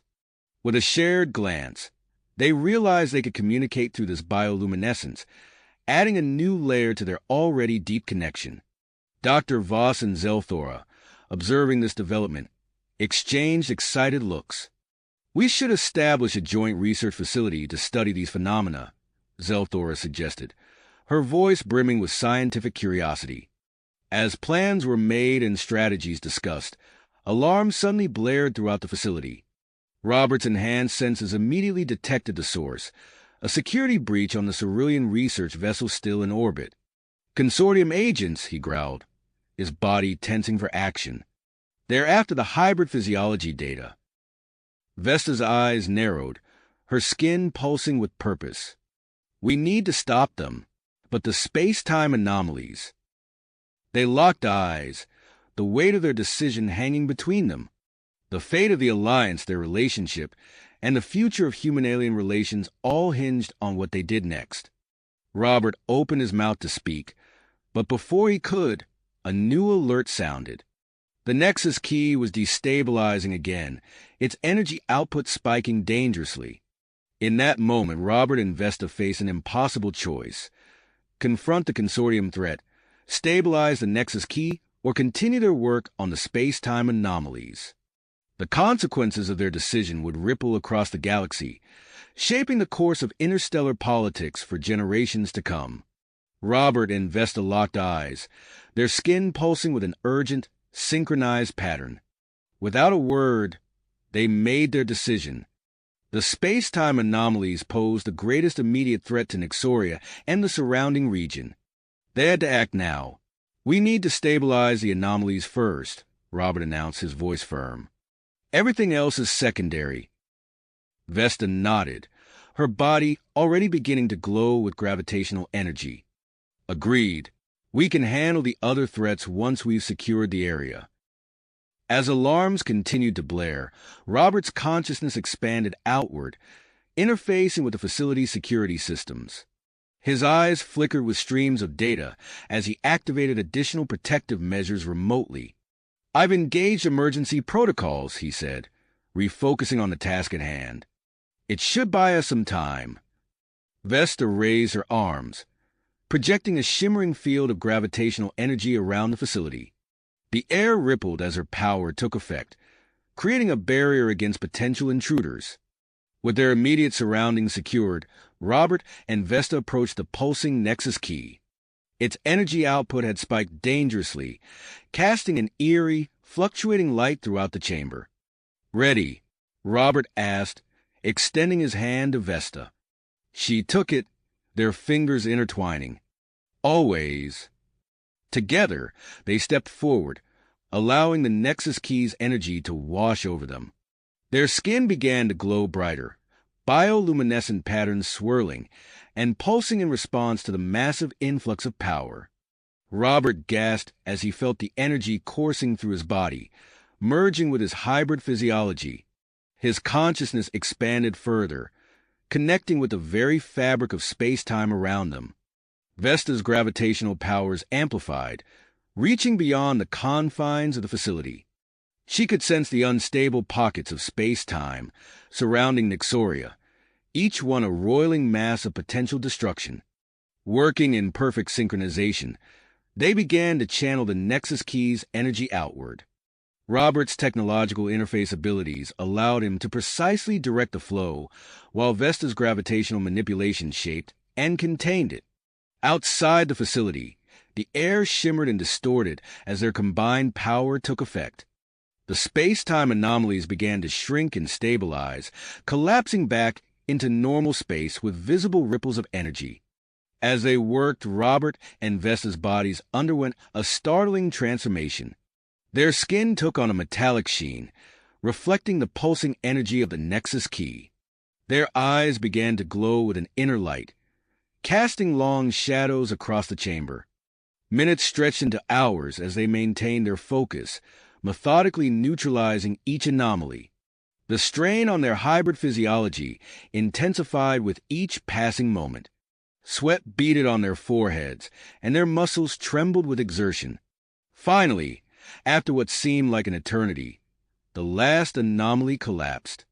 Robert and Vesta released their connection to the Nexus key, stumbling backward as the energy flow ceased. "We did it," Vesta whispered, her voice hoarse with exhaustion. Robert nodded weakly, struggling to stay upright. "The anomalies are neutralized, but—" Before he could finish, his legs gave out. Vesta reached for him, but her own strength failed her. They collapsed to the floor, their bodies emitting pulses of residual energy that sparked and flickered across the facility's systems. Emergency klaxons blared as sensors detected their critical condition. Medical teams rushed into the chamber, their faces a mix of concern and awe at the sight of the transformed hybrids. "Vital signs are erratic," one medic called out, scanning Robert with a handheld device. "Standard treatments aren't having any effect." Another medic crouched beside Vesta, her brow furrowed in concentration. "Same here. Their physiology has altered beyond our current medical parameters."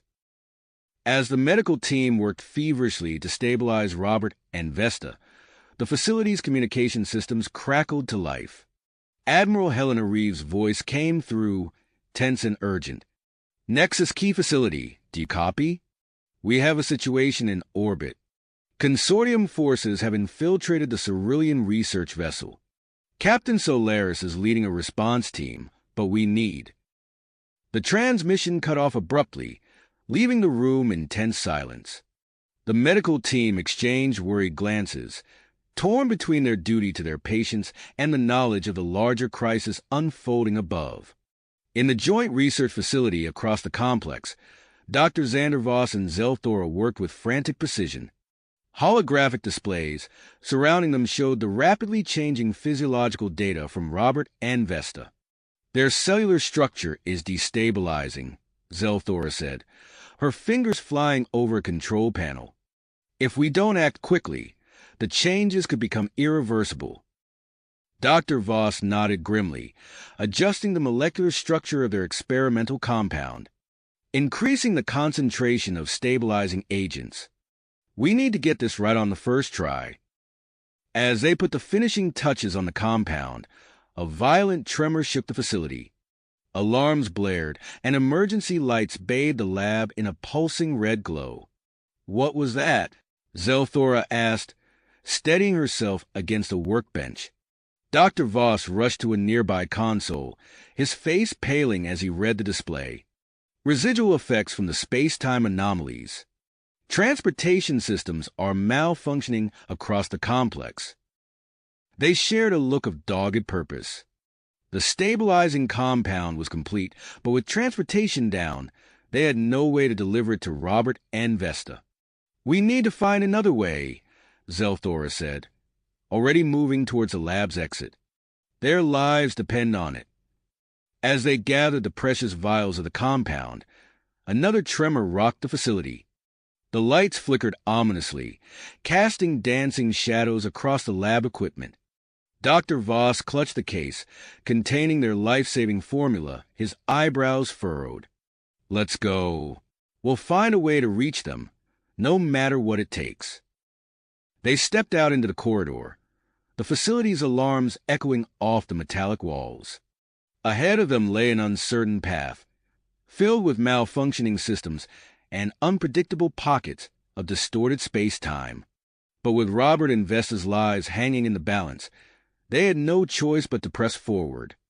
The fate of the hybrids, and perhaps the entire alliance, now rested in their hands as they began their perilous journey through the destabilized complex. facility. As they stepped into the corridor, the gravity of their mission deeply affected upon them. Meanwhile, in the Nexus Key chamber, the medical team worked frantically to stabilize Robert and Vesta. Their efforts seemed futile as the hybrid's vital signs continued to fluctuate wildly. Suddenly, Dr. Voss's voice crackled over the facility's emergency communication system. "We have a stabilizing compound, but transportation systems are down. We're finding an alternate route. Keep them alive." The lead medic nodded grimly, redoubling her efforts to maintain Robert and Vesta's life signs. In a nearby lab, Dr. Voss and Zelthora faced a critical decision. The unstable pockets of space-time made traversing the facility on foot nearly impossible. "We have no choice," Dr. Voss said, his voice tight with purpose. He held up 2 vials of a diluted version of the stabilizing compound. "This should grant us temporary hybrid abilities. It's our only chance to reach them in time." Zelthora's eyes widened, but she nodded in agreement. Without hesitation, they injected themselves with the compound. The effect was immediate and intense.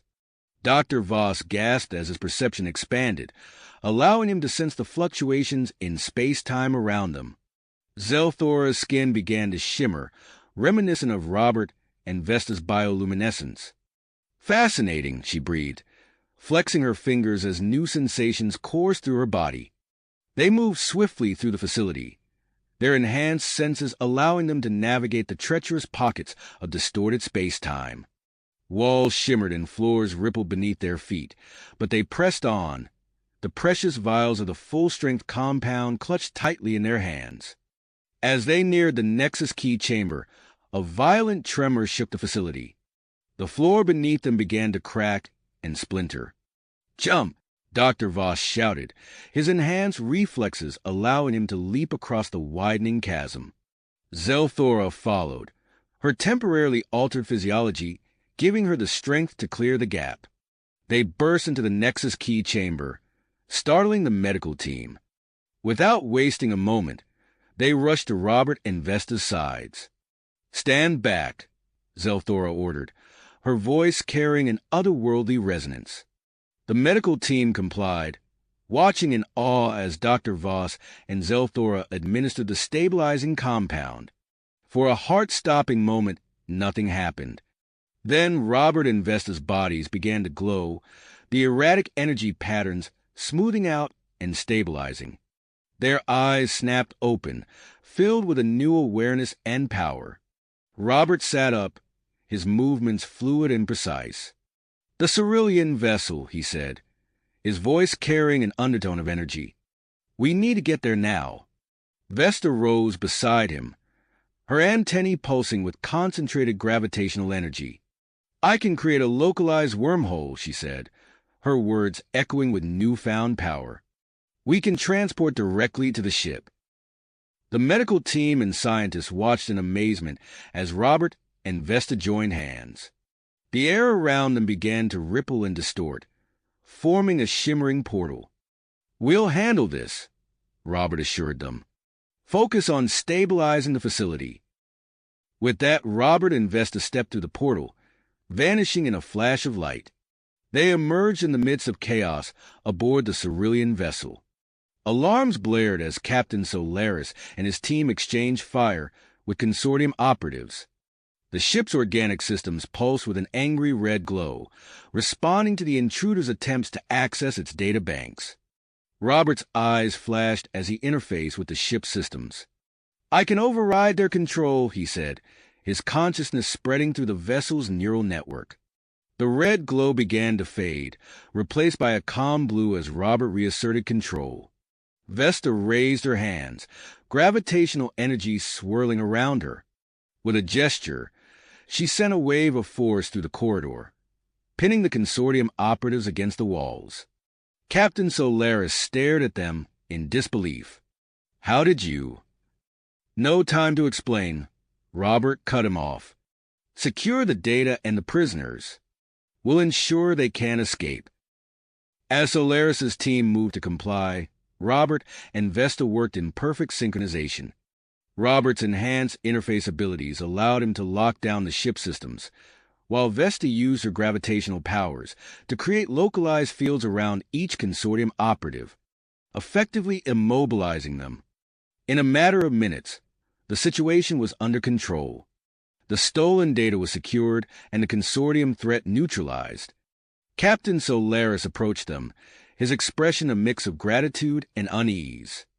"Thank you," he said cautiously. "But what exactly happened to you two?" Robert and Vesta exchanged a glance, their skin pulsing with synchronized patterns of light. "It's a long story," Robert replied, "one that we'll need to discuss with the entire Alliance leadership." With the immediate crisis drived, they prepared to return to Nixoria's surface. As Vesta began to form another wormhole, Robert's enhanced senses detected a faint signal. He frowned, focusing on the transmission. "Wait," he said, his voice tight with concentration. "I'm picking up something. A consortium communication frequency. This isn't over yet."